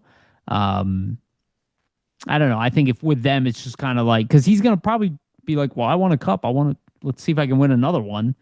You know. I don't know. What are your thoughts? I think with him being 24, just the fact that he was so effective in the KHL and this was his rookie season in the NHL, he didn't look too bad and he didn't really get to play all that many minutes. Like Carolina kind of eased him in this season, I would say. If you're the Flyers and you don't get Carlson, you want to upgrade your D, like I would hope that they would be exploring this. They would kind of be interested. We'll see though. I think it could just be a ploy for, like Carolina's maybe he's playing hardball. They're kind of trying to get him to sign at a certain rate. Who knows? Like, I mean, if you're the Flyers and you could trade, let's say, their first round pick for a guy like Nikishin, it's not something that I don't think I would be too No, if it's the uh 21st pick, yeah, that's what I mean. Let's say you get that 21st pick for him. He had 33 points in his rookie year last season. zero. He had Pretty, one assist in the playoffs in 17 games. yeah, yeah. I would do it. I would do the 21st overall for him. I think he's got a ton of upside. It'd be interesting. But I think like that's something that the Flyers would maybe explore if a He guy was a like teammate with Carlson. Mitchkov, former Yeah, but teammate. I think that's something the Flyers explore if a guy like Carlson isn't available at all and they know he's going to Tampa and they're like, hey, let's try to pivot to this and see maybe what happens. Yeah, He's young. That's my thing with him is like he's not even reached his prime and it was only his first season in the NHL. So I think there's a lot he's of upside right-handed there in also. terms of runway. Yeah. Hey, maybe the Flyers could do something interesting and say, hey, Oh, he's like left-handed. I'm sorry. I thought he was right-handed. Ristolainen for Nikishin. Are you guys interested in that? Right. I don't know why they would trade him. I think it's mostly noise. We'll see. 6'3", 218, 24-year-old defenseman who had 33 points in his rookie season. Like yeah, it might be too good to be true kind of thing. Yeah. But it's interesting for sure. I don't disagree with you. So I do want to address the next defenseman that's out there because he's going to be the new talk of the town. So Zach Werenski is meeting with the Columbus Blue Jackets to decide his future. There's already been rumors. Again, he's another American-born player. This is arguably top 3 defenseman in the league. I think it's pretty obvious he is. He's fantastic at everything. He is the backbone of that franchise. Again, he had 81 points last year in 75 games. He was on a 90-point pace, 22 goals, 59 assists. Every team in the league would absolutely love Werenski. I would trade a buttload to get him. The problem is that it's in division. I don't think they would be interested in moving him to the Flyers unless they It'd have to be astronomical. it would have to be more than what was given up for Quinn Hughes, because it's in division. Yeah, but I mean, like I imagine there's gonna be a humongous bidding war over this guy if it's really the case that he does want to move on from Columbus. And a lot of times right now with these American-born players, where there's smoke, there is fire. So I don't know. He is on an American team, though. I will say that's another thing I True. want to point out. Like it's another one of those guys where hey, he's not in Canada. He just doesn't want to be on a losing team anymore. It doesn't seem like he's having fun on Columbus. They haven't been good for basically the whole time he's been there, his whole career. So Yeah. I can get it from his perspective. He's saying, hey, how much time do I have left? I've had 2 pretty big severe knee injuries in my career. Who knows what my runway's like going forward? Let's try to get somewhere to win. I mean, if you're the Flyers, they're going to be interested. I just don't think Columbus will trade him to the Flyers unless the price will be head and shoulders above like another team that's outside of the division. Because it's like, hey, Columbus is probably thinking, well, if we trade him in division, we're trying to get better too. We're going to end up having to face this guy. You know who I'm thinking if this deal is about to happen? Sharks. Second overall pick. Yeah. They have a lot of assets. It's out of division. That would make a lot of sense. Sure. Greer's already talked about how he's looking to add an all-star to the team, and he's willing to move off of the second overall pick. Not only that, they have the 2nd and the 9th. They would probably trade both. They'd probably have to trade both. I'd imagine. They could. Yeah. And that it wouldn't be a bad ridiculous move. return. It wouldn't be a bad move for them, to be honest. Like you're out of Werenski, I would do it if I was them. They Um, also apparently who they're else do you think, like, who else do you think would be, obviously every team would be interested, but like, who else do you think would be a front runner for him if it isn't the Sharks? Any thoughts on your end? I mean, Vegas is always involved in everything. Tampa would definitely look to do it, but I don't know if they have the assets. You have to find somebody with the assets like Detroit, but they're also not that good. So that would be an issue. You have I'm to wondering find about somebody he want Boston, maybe. Boston, somewhere maybe. he I don't know if they have wants the to go. assets. Yeah, they Yeah. they might have the assets, Boston. Yeah, dude, that's not a horrible one. I mean, Senators have the assets. Um, it would be a big time trade. So I don't know. You know, it would be sizable like the Quinn Hughes was. But it also has to be a winning team, right? If he's gonna say I'm not staying here, he's not gonna make a horizontal move. So like even though the Sharks have the assets, like I does he have a no trade? I don't know if he has a no trade clause, but Werenski? yeah, I think some sort of protection he must, I'd imagine. I don't see it on Puckpedia, but I might not be looking in the right place. But yeah, I don't know, dude. I don't know. I'm not even certain that he's gonna be moved, so I Yeah, who haven't thought too knows? much about it. There's also Kirill Marchenko on their team, who's also been rumored now. He's a RFA, not this year, but after, and he's probably gonna want big money. I imagine they want to keep him too. He's only making just under 4 million right now. Probably he's gonna demand somewhere around 10, $11 million.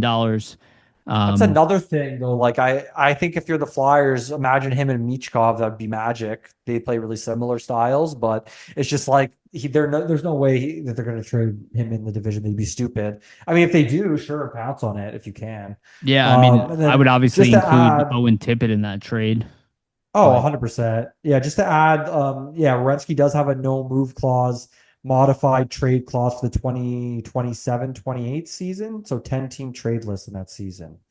So okay, not this upcoming one, but the one after that. He only has 2 years left. So I mean, he's kind of like, get me out of here before my contract ends. That's what it looks like, type of thing. yeah. But man, that blows for Columbus. Like it just seems nobody ever wants to stay there. Like this is the second time this is kind of happening to them, right? Like they had Panarin, Bobrovsky. They're just It's like, Ohio, bro.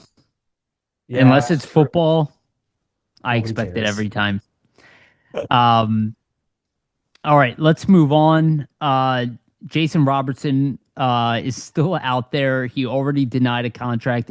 It's rumored that he's asking for 14 million plus in his next deal, probably max term.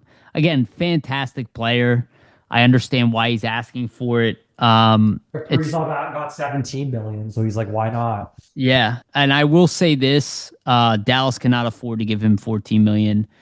No, This does open him up for an offer sheet. Having said that, a 14 million dollar cap hit huge. is 4 first round picks.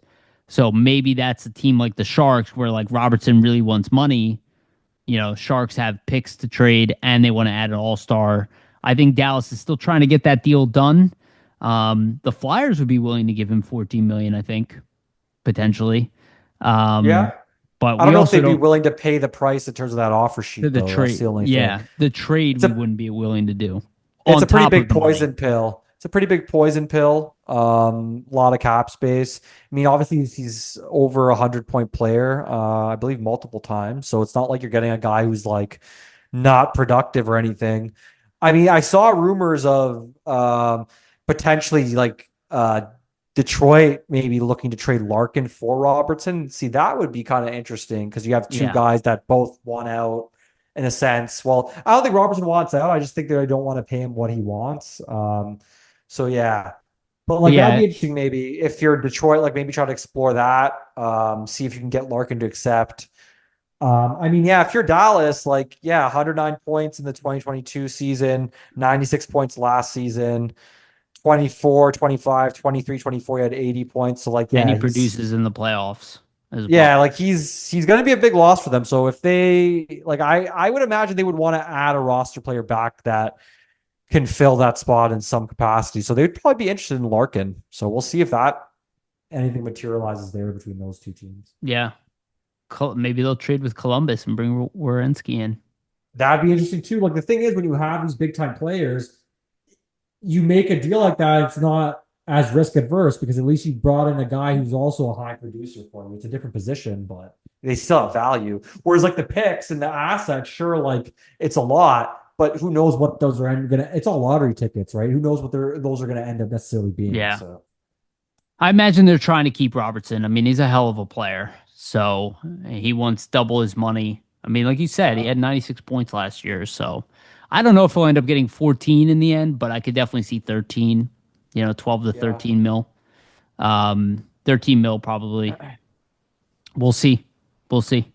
But yeah, offer sheet threat is there with him, I would say, because he's an RFA and he is a player that a team would go all out for, especially if it's a good team, where those are late first round picks. You know what I mean? Like, they're like, yeah, we'll give up 4 late first round picks for a 90 to 5 point player. Yep. There's also Elias Pettersson. Apparently, the asking price for him has changed now that they have new leadership since Jim Nill is no longer running the team. They were looking for a hockey You trade mean for Elias Rutherford? Pettersson. Rutherford, right? Or Jim Rutherford. Thank you. Thank you for that correction. I put the wrong guy here. So yeah, so Jim Rutherford is now gone. So apparently the asking price has now changed, and Elias Pettersson's deal would most likely include assets. I imagine there will still be an ask for retention there. But like, we Yeah. were talking about Pettersson for Larkin or whatever, that type of trade. That's not what they're looking at. Now they're looking for picks, right? So maybe that's another place where the Sharks, with these high picks, ninth overall pick for Elias Pettersson and money retained, they might be able to pull that one off, right? And then essentially they get a more veteran guy to come in, but his value is so low. I don't really know what his actual, return would be. But I thought I'd note it anyway, because they obviously are desperately trying to get rid of him at this point because they're in a full on rebuild. Yeah, I think he's just not a fit there anymore. There's just been too much that's kind of elapsed. He's fallen from grace, right? Like he had a 102-point season back in 2022-23, 89-point season after that 2023-24, and now he has a 45 points in 64 games in 24-25, and this past season 51 in 74 games. So, I mean, maybe if he played the full 82, you get back to 60 points, but it's just Vancouver's been really bad. There's just no telling where he's going to land, like what type of player you're going to get. Like I was listening to 32 Thoughts the other day, and apparently amongst a lot of league circles, according to Friedman and Bukauskas, like there's just a lot of question about what his desire is like on the ice and his like willingness to put the work in and put the effort in amongst a lot of people. They just say that like they don't know now that he's been paid a large amount of money, they don't know how willing he is to put the work in. And if you're hearing guys on national podcasts like 32 Thoughts say that, then I'd imagine most NHL GMs and league circles are aware that work ethic is probably a problem for him. So if I'm the Flyers, I wouldn't want to touch him, right? Like you don't want to bring a guy into the fold that just doesn't have the work ethic and doesn't kind of abide to the same level of buy-in that other players on the team have. That's kind of how you create a toxic environment. And that's what's happened in Vancouver, right? So I just think a lot of teams probably are not going to be willing to take him on. Vancouver's going to have a tough time moving him. Some team will take him, probably a bottom dwelling team that needs some sort of help, maybe offensively, and they're just like willing to do it. But Vancouver, I wouldn't be surprised if he's back with Vancouver just because the teams aren't willing to deal with like the off ice stuff and the lack of effort and all it comes with and things like that. But maybe you trade him, it's a wake up call. Maybe he gets traded and he's like, hey, like, I really need to change my habits and my ways, but who knows until it happens. Trade him to Edmonton. That'd be interesting. Put him with Yeah, Babcock. see what Babcock will. He'll probably retire. He'll probably retire if they do that. So he'll make him quit hockey. oh man. So there's another rumor. This one's been going for a while. Vincent Trocheck out of the Rangers. They've been talking about moving him for a while. Apparently the Sabres are interested. Obviously they have all those assets. And apparently the Rangers have been in on a lot of trades. They just have been unsuccessful. Drury's job is probably, I know they love him, the ownership group. but he has not done a great job. He's done a really bad job. Yeah, so I He imagine basically had a contender and turned them into not one into Based a on the moves that he middling made. team with Yeah. very little assets.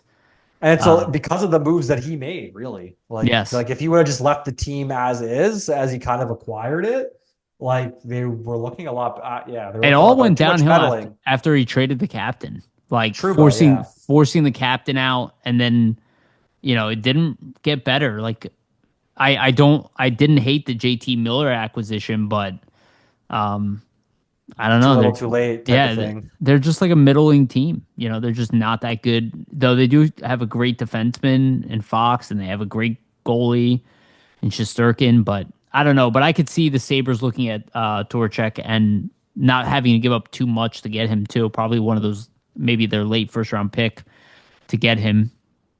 So we'll keep an eye Yeah. on that.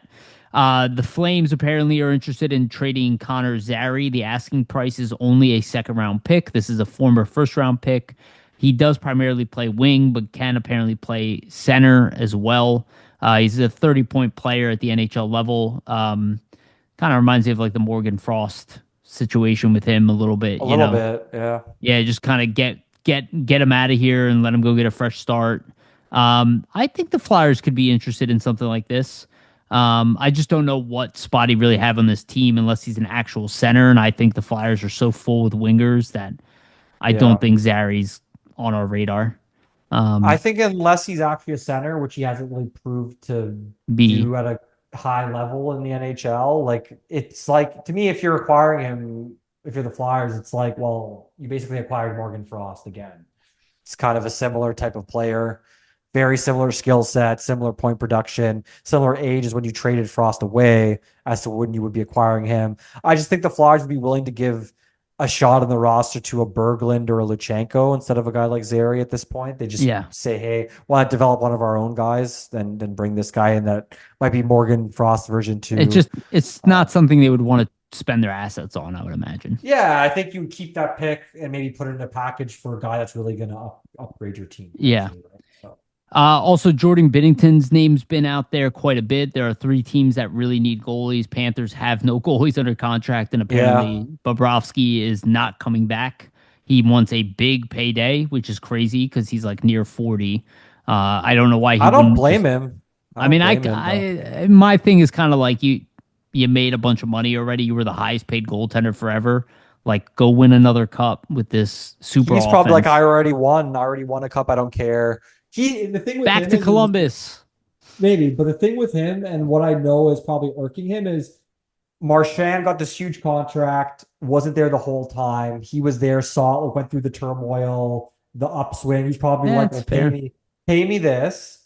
And they're like, well, no. And he's like, well, I've been here the whole time. Then bye-bye. I don't care. Like, I feel disrespected. I feel disrespected by it. So yeah, you're willing to play Brady Tkachuk, you're willing to pay Marchand. You're not willing to pay the goalie that won you the cups. Yeah. Probably like, I think the Oilers would definitely be interested, and the Maple Leafs, I'm hearing, are interested, though I don't believe that. That doesn't even make sense to me. Because they have 3 goalies right now, so it's like. Well, the rumor is that Stolarz is like apparently can't even get to 30 games. Like, he's completely broken down. So who knows? That's where that's coming from. Yeah, but then why trade Wall? I don't get it either. And then bring in Bob. The Leafs are in an interesting place. They're I don't know if they're run very well right now. There's just a lot going on. Yeah, they bring in what's his name, Raddysh, and then they're trading Riley, and they have they're gonna make a ton of moves right now. I don't know if that's a good thing. I think they're just looking at being the exact same thing they were last year as of right now. With adding an elite first overall player in what's his name? Oh my God, McKenna. I almost said McKinnon, which I do really like. I like McKenna a lot. I think he's better than he's getting credit for. And then also Matthew Knies, speaking of them, his name just continues to circle. I think they were trying to take advantage of some of these crazy offers that were going around. Yeah. I do love Knies as a player. I think his upside is still really high, and he could potentially, I don't know if he's going to be like Jason Robertson level, like winger, but he definitely can be a point per game winger. Yeah, I think they're interested in seeing what they could get for him. But again, you trade Knies, you're in a full rebuild at that point, in my opinion. I don't know. I don't know why they would trade Knies. I don't, I guess that could be the Werenski trade, but why would Werenski want to go to Toronto right now with the Who situation there? knows? Maybe Matthews recruited him at the Oh, that's fair. Olympics or something. That's I don't fair. know. Yeah, I mean that's old school. That's what used to happen a lot of times, right? Like, oh, Yeah. Werenski, come here. You'll be the backbone of the D. I'll run the offense. We're gonna go out. And we're gonna get Bob. We can be better. We can We're gonna be. get Bob. Yeah. Yeah. Oh I mean, he's a man. two-time Vesna winner, I and wouldn't two-time be. Cup I winner. just feel like, man, if you're gonna pay Bob, like apparently he wants a lot of years. Like he said, he's looking for a 6-year deal at like age 38, and we're just like, maybe he's gonna play forever. I don't know. I think it's crazy what he's asking. I don't mind like the dollar amount; it's the term. Yeah, I six get it years. if Like he you're gonna be was he's like, 43. It was like a year. Like, oh, pay me 1 year, 12 million. Sure, yeah. whatever. There's a lot of cap space out there, so Teams will make mistakes with it, though. We've seen it in the past. Teams yeah. will spend on guys they probably should not have spent on. Yeah, I want Briere to keep doing what he's doing until one of these guys that's not in division now is available, like a Werenski, but Yeah. that the team is actually willing to trade him to us to go balls out and try to get one of these guys. And they're like almost there. They're probably a year away from making that trade. But if it pops up early and you're able to make it, it's not a horrible idea to throw a bunch of assets at a franchise caliber player who's like 27, Yeah. Maybe Jason Robertson is on their radar. Who knows? I just don't know what it would be. I mean, obviously Tippett would be included in that deal, but it would be a big return, and I don't know if the Flyers necessarily can afford to make that move at this point quite yet. We'll see. All right, let's get to the last segment. We're already at almost 2 hours, so we're not going to spend too long on the draft. Again, To be honest, we'll be honest. Like I was gonna say, to be honest, we'll be honest. But yeah, you could tell we're going long here. I can't even put my thoughts together. But we don't know much on a lot of these guys. We haven't seen much on these guys, so we're not going to blow smoke up your ass and pretend like we know what we're talking about. Like probably most of the people that are doing this right now on these shows, I'll be honest. Other than guys that are getting paid to do this, like I don't know how many guys, even TSN guys, like are watching these guys play. That's why we love Steve because he actually would watch these guys play and actually knew the players. Most guys doing this aren't actually watching these guys play. They saw them play at a tournament, saw the highlight package, but they don't really know. or they've seen him like once or twice. Yeah, Yeah, it's not like they've seen a ton of them or anything. So yeah. I completely agree. So yeah, we will. So the reason I pulled up TSN is because of the sources. Let's be honest, they're talking to GMs. We know this from Bob McKenzie. We know that Craig Button, who used They to have be a GM, sources in the league. yes. Exactly. So if they are putting names in front of teams, it's because they have heard that a team likes that player. Does not mean for sure that they are going to take them, but it means that that player's on their radar. There's some thinking behind it, right? Some thinking Yes, behind it. they like last year. Button had the Flyers taking Martone. The last three drafts, he's had them. Yes, he had him taking Luchanko. Yeah, right. And he knows Nesbitt. something potentially. Yes. But to your point, I think like TSN might have more knowledge, whereas like random analytics guy on Twitter with the mock draft, like I don't think he's talking to GMs or anything. So Yeah, you know what I mean? Like I'll also say this: like looking at these, like they have Stenberg at 4. Malholtra. So everybody knows the coach of Vancouver Canucks is Malholtra. His son is being drafted. He's the best center available. He's rumored to go over there. it kind of Again, makes sense. Yeah, probably not like your typical 3. Maybe he's like usually like a 5. Chase Reed, from what I understand, is not consensus number 1 defenseman, but a lot of people have him as the number 1 defenseman. Him or Verhoff, I think, are the two. Yeah, and they have Verhoff going at 7th to Seattle, behind Albert Smiths and Carson Karls. So those are like your top defensemen. There is no elite number 1 center future, like top 1C as of right now. That obviously always changes.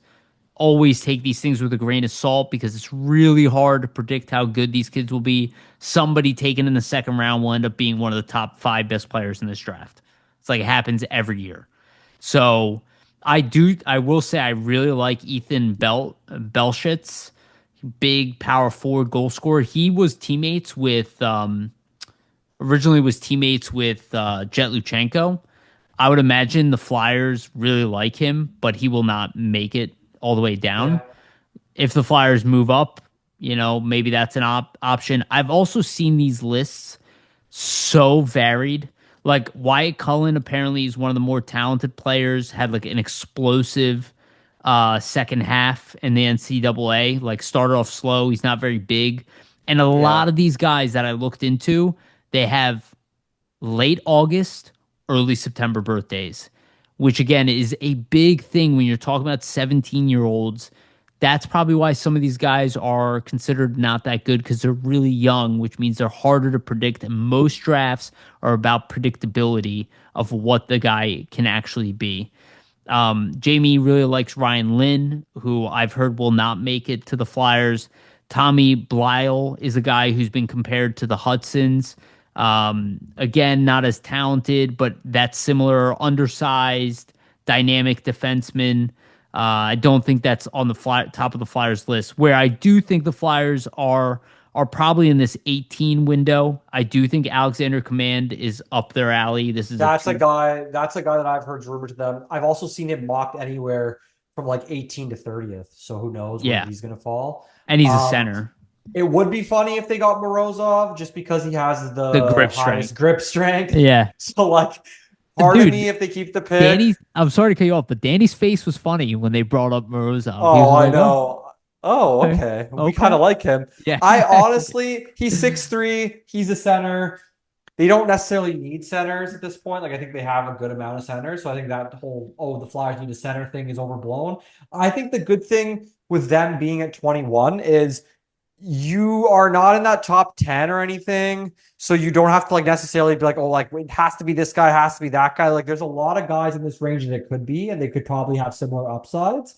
So I think that helps you. I also think too, like, you can definitely take best player available at this point, right? Like where you are, you don't need to necessarily say, oh, like I need a center, I need a left wing, I need this. Like they have pretty much filled out their prospect cupboard at this point. So I think whoever's the BPA, that's who they can take, which is good. That's what you want to do, right? Like you want to take the best player available. You don't want to be pigeonholed into drafting by need. So I think that's a really good thing. It would be really funny if we saw Morozov get picked because of the grip strength. I'm kind of hoping if they do keep it, that happens just to keep up with the narrative and let's keep the running joke alive. Jack Hextall obviously has the correlation to Ron Hextall. I don't know if that necessarily means anything. It would be very Flyers to pick him because he is the son of Ron Hextall. He would also be a guy that I think he's looked pretty good from like highlights I've seen of him. I haven't watched too much of any of these guys, but I have seen highlight packages of like Hextall, Morozov, Command. So for me, Command would be my guy. I think that's the guy that I would like the most. But if it was like a Hextall, Morozov, a Lynn, for example, I wouldn't be against any of those guys. I do think the Flyers will try to trade the pick, though. I don't know if they're necessarily going to make the pick, but we'll see.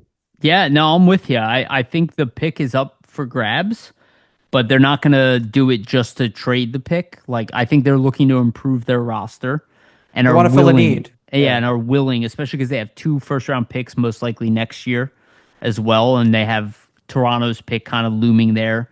And they picked a lot of players last year. There's also the chance that maybe even they package their first and their second to move up in this draft to just grab the one guy that they like, that they really like, right? Like that type of move up from 21 to like 17 or something. Let's say Command or something is going to go at like 15 or 16 and like, hey, let's move like a couple of mid-round picks to get him or something. But having said that, from what I understand, not a big difference between a lot of these guys after like 12. A lot of these guys are kind of like listed in a similar bucket. We'll see if that's really the case on draft day. Everybody has their favorites. I will say Adam Novotny is an interesting guy who put up a lot of points a more dynamic offensive player, a winger. Like you were saying, normally I would be like, oh, they're looking for a forward, but I think they really are, or a center, but they really are just looking for the best player available. And it could be a defenseman. It could be a guy that they don't see as an offensive defenseman, but they see like another Oliver Bonk in there, a Yeah. guy who has like top four ability. Hey, And this that's guy might not be like a bona fide top pair or something, but we know he's going to be a second pair defenseman for sure. So why not take him and get that like bona fide player, right? That yeah, he's going to project as that. I think one guy to watch for me is Bjork, Vigo Bjork, really, really elusive goal scorer, had a really good World Juniors. I don't know if he's going to fall, but if I'm the Flyers and he falls to like 13 or something, I'd be trying to trade up to get him because I think he's a guy that could have been or could even have like top 5 talent in this draft for yeah, me. yeah. Um, And again, Flyers don't have a lot of picks this year. And there's a lot of guys here that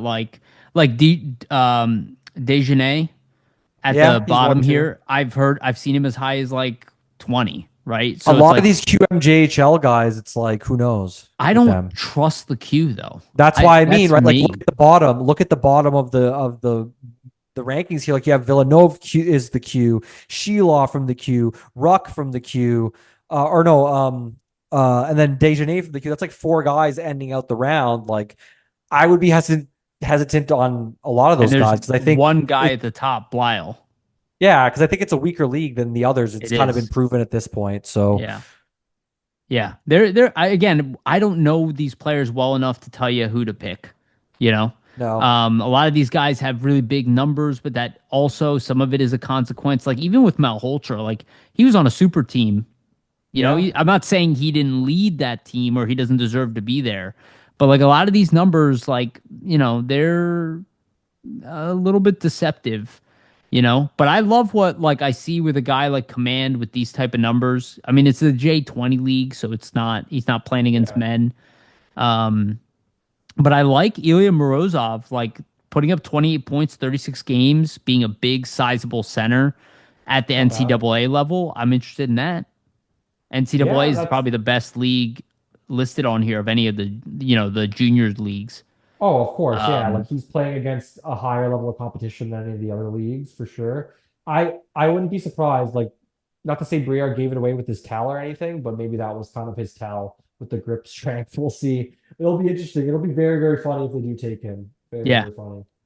Yeah. Other than that, I don't have too much to say, man. My whole thing is like, let's see who they take. Let's see what happens. We're so far away. That's why, like, it even didn't even feel appropriate to have a big episode for the draft because it's like we don't even know I if we're just gonna end up drafting in the first round in the end, right? Yeah, I don't know if the Flyers will make the pick. I also think that like this is the first offseason in a long time where the draft isn't the primary focus. I feel like there's a lot of other moves that the Flyers could be in on or Yep. might make that would be a bigger splash than their first round pick this time. Whereas that's not the case when you're picking in the top 10. You're getting potentially a guy that can change your franchise, like a Martone, for example, last season, right? Whoever they're picking here at 21, maybe they're going to be an impact guy, but the level of them being on, oh, this is going to change your franchise, it becomes significantly lower, right? So Yeah. it doesn't deserve as much hype, I would say, from us either. We don't want to necessarily like lead you guys and to think like who the Flyers are getting at 21 is going to be a big game changer. Like it might be. It's happened before where the Flyers have really maximized the value of the picks they make in the 20s, but it's never a guarantee when you're that late in the draft, right? Yeah. We'll see. I'm seeing stuff on Twitter. Flyers need more picks.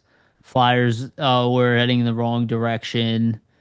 Who's saying Uh, that? I'm not gonna call people out A, by name, a but bunch of a bunch of idiots. Yeah, I yeah, know. it's like I So love hey, it. Yariv, I don't know how you do it, man. I can't go on Twitter anymore. The Flyers fan base, the Flyers Twitter, I just can't interact. It's I just don't too interact much. I just it's post my just thoughts and read too stories. it's just too crazy for me to get involved. So anybody listens to this show, if you want to reach out to me on Twitter, go ahead.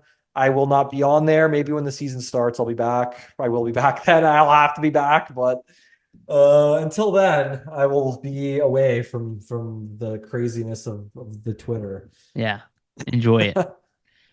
We'll see if something big happens. Vasily's away, so I might make like some kind of video just to supplement, but we'll be back next week.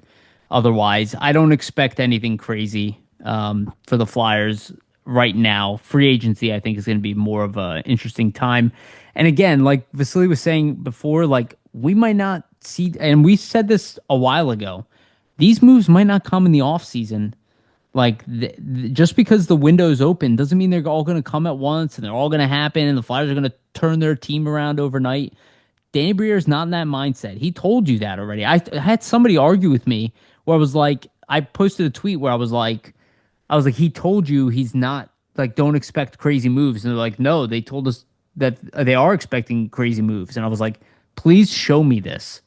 Show me where you got this from, because they are literally telling you the opposite. And you were going, no, they said it's going to be a crazy summer. I was like, if it makes what? sense for them, that's kind of what they've always said, right? If it makes sense for them and where they're at, then they're going to explore it, which is what we should be doing. The thing with Briere, even if he has a crazy move in mind, he's not going to never telegraph it. Yeah. You will not see it coming. And I'm okay with that because that's smart GMing. Keep it internal.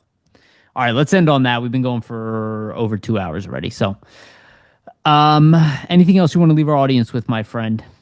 No, just check out Flyers Nitty Gritty. There's going to be a lot of pre-draft content on the website before the draft Friday and Saturday. So give the website a read. There'll be like mock drafts, stuff like that on there. Okay, awesome. Again, thank you everybody for listening. We appreciate you guys. If you made it this far, please remember to like, subscribe, hit the notification bell to get notified when we release these episodes. And for the audio version, go to Spotify and iTunes. Give us a rating and a follow. And again, if you're on YouTube, please hype the video up. That's really helpful for us. Any kind of help you guys can provide is humbly appreciated. And also a shout out to our sponsors, Jim's Steaks at 4th and South. Make sure to get yourself a cheesesteak from Jim's. They have one of the best, if not the best, cheesesteak in Philadelphia. Shout out to Public Summit Adjusters, 215-752-0560. Go to them for your insurance adjustment needs. It will help facilitate the process between you and your insurance company. Make sure you get the best claim possible. And also shout out to SportsSpider.com. They are our partners. They aggregate sports content from all over the internet and organize them by your favorite teams. The link to them is both in the audio and video versions of a description of this show. So please make sure to check out Sports Spider. And also, we just really appreciate you guys. Thank you for sticking with us. And the numbers have gone up, and we really, really appreciate it. And we're going to keep this going. Keep the ride going. Hopefully, you guys are happy with what we're producing. Vasily, thank you as always for being awesome, my friend. Thank you, everybody, for listening. We love you. And remember, always stay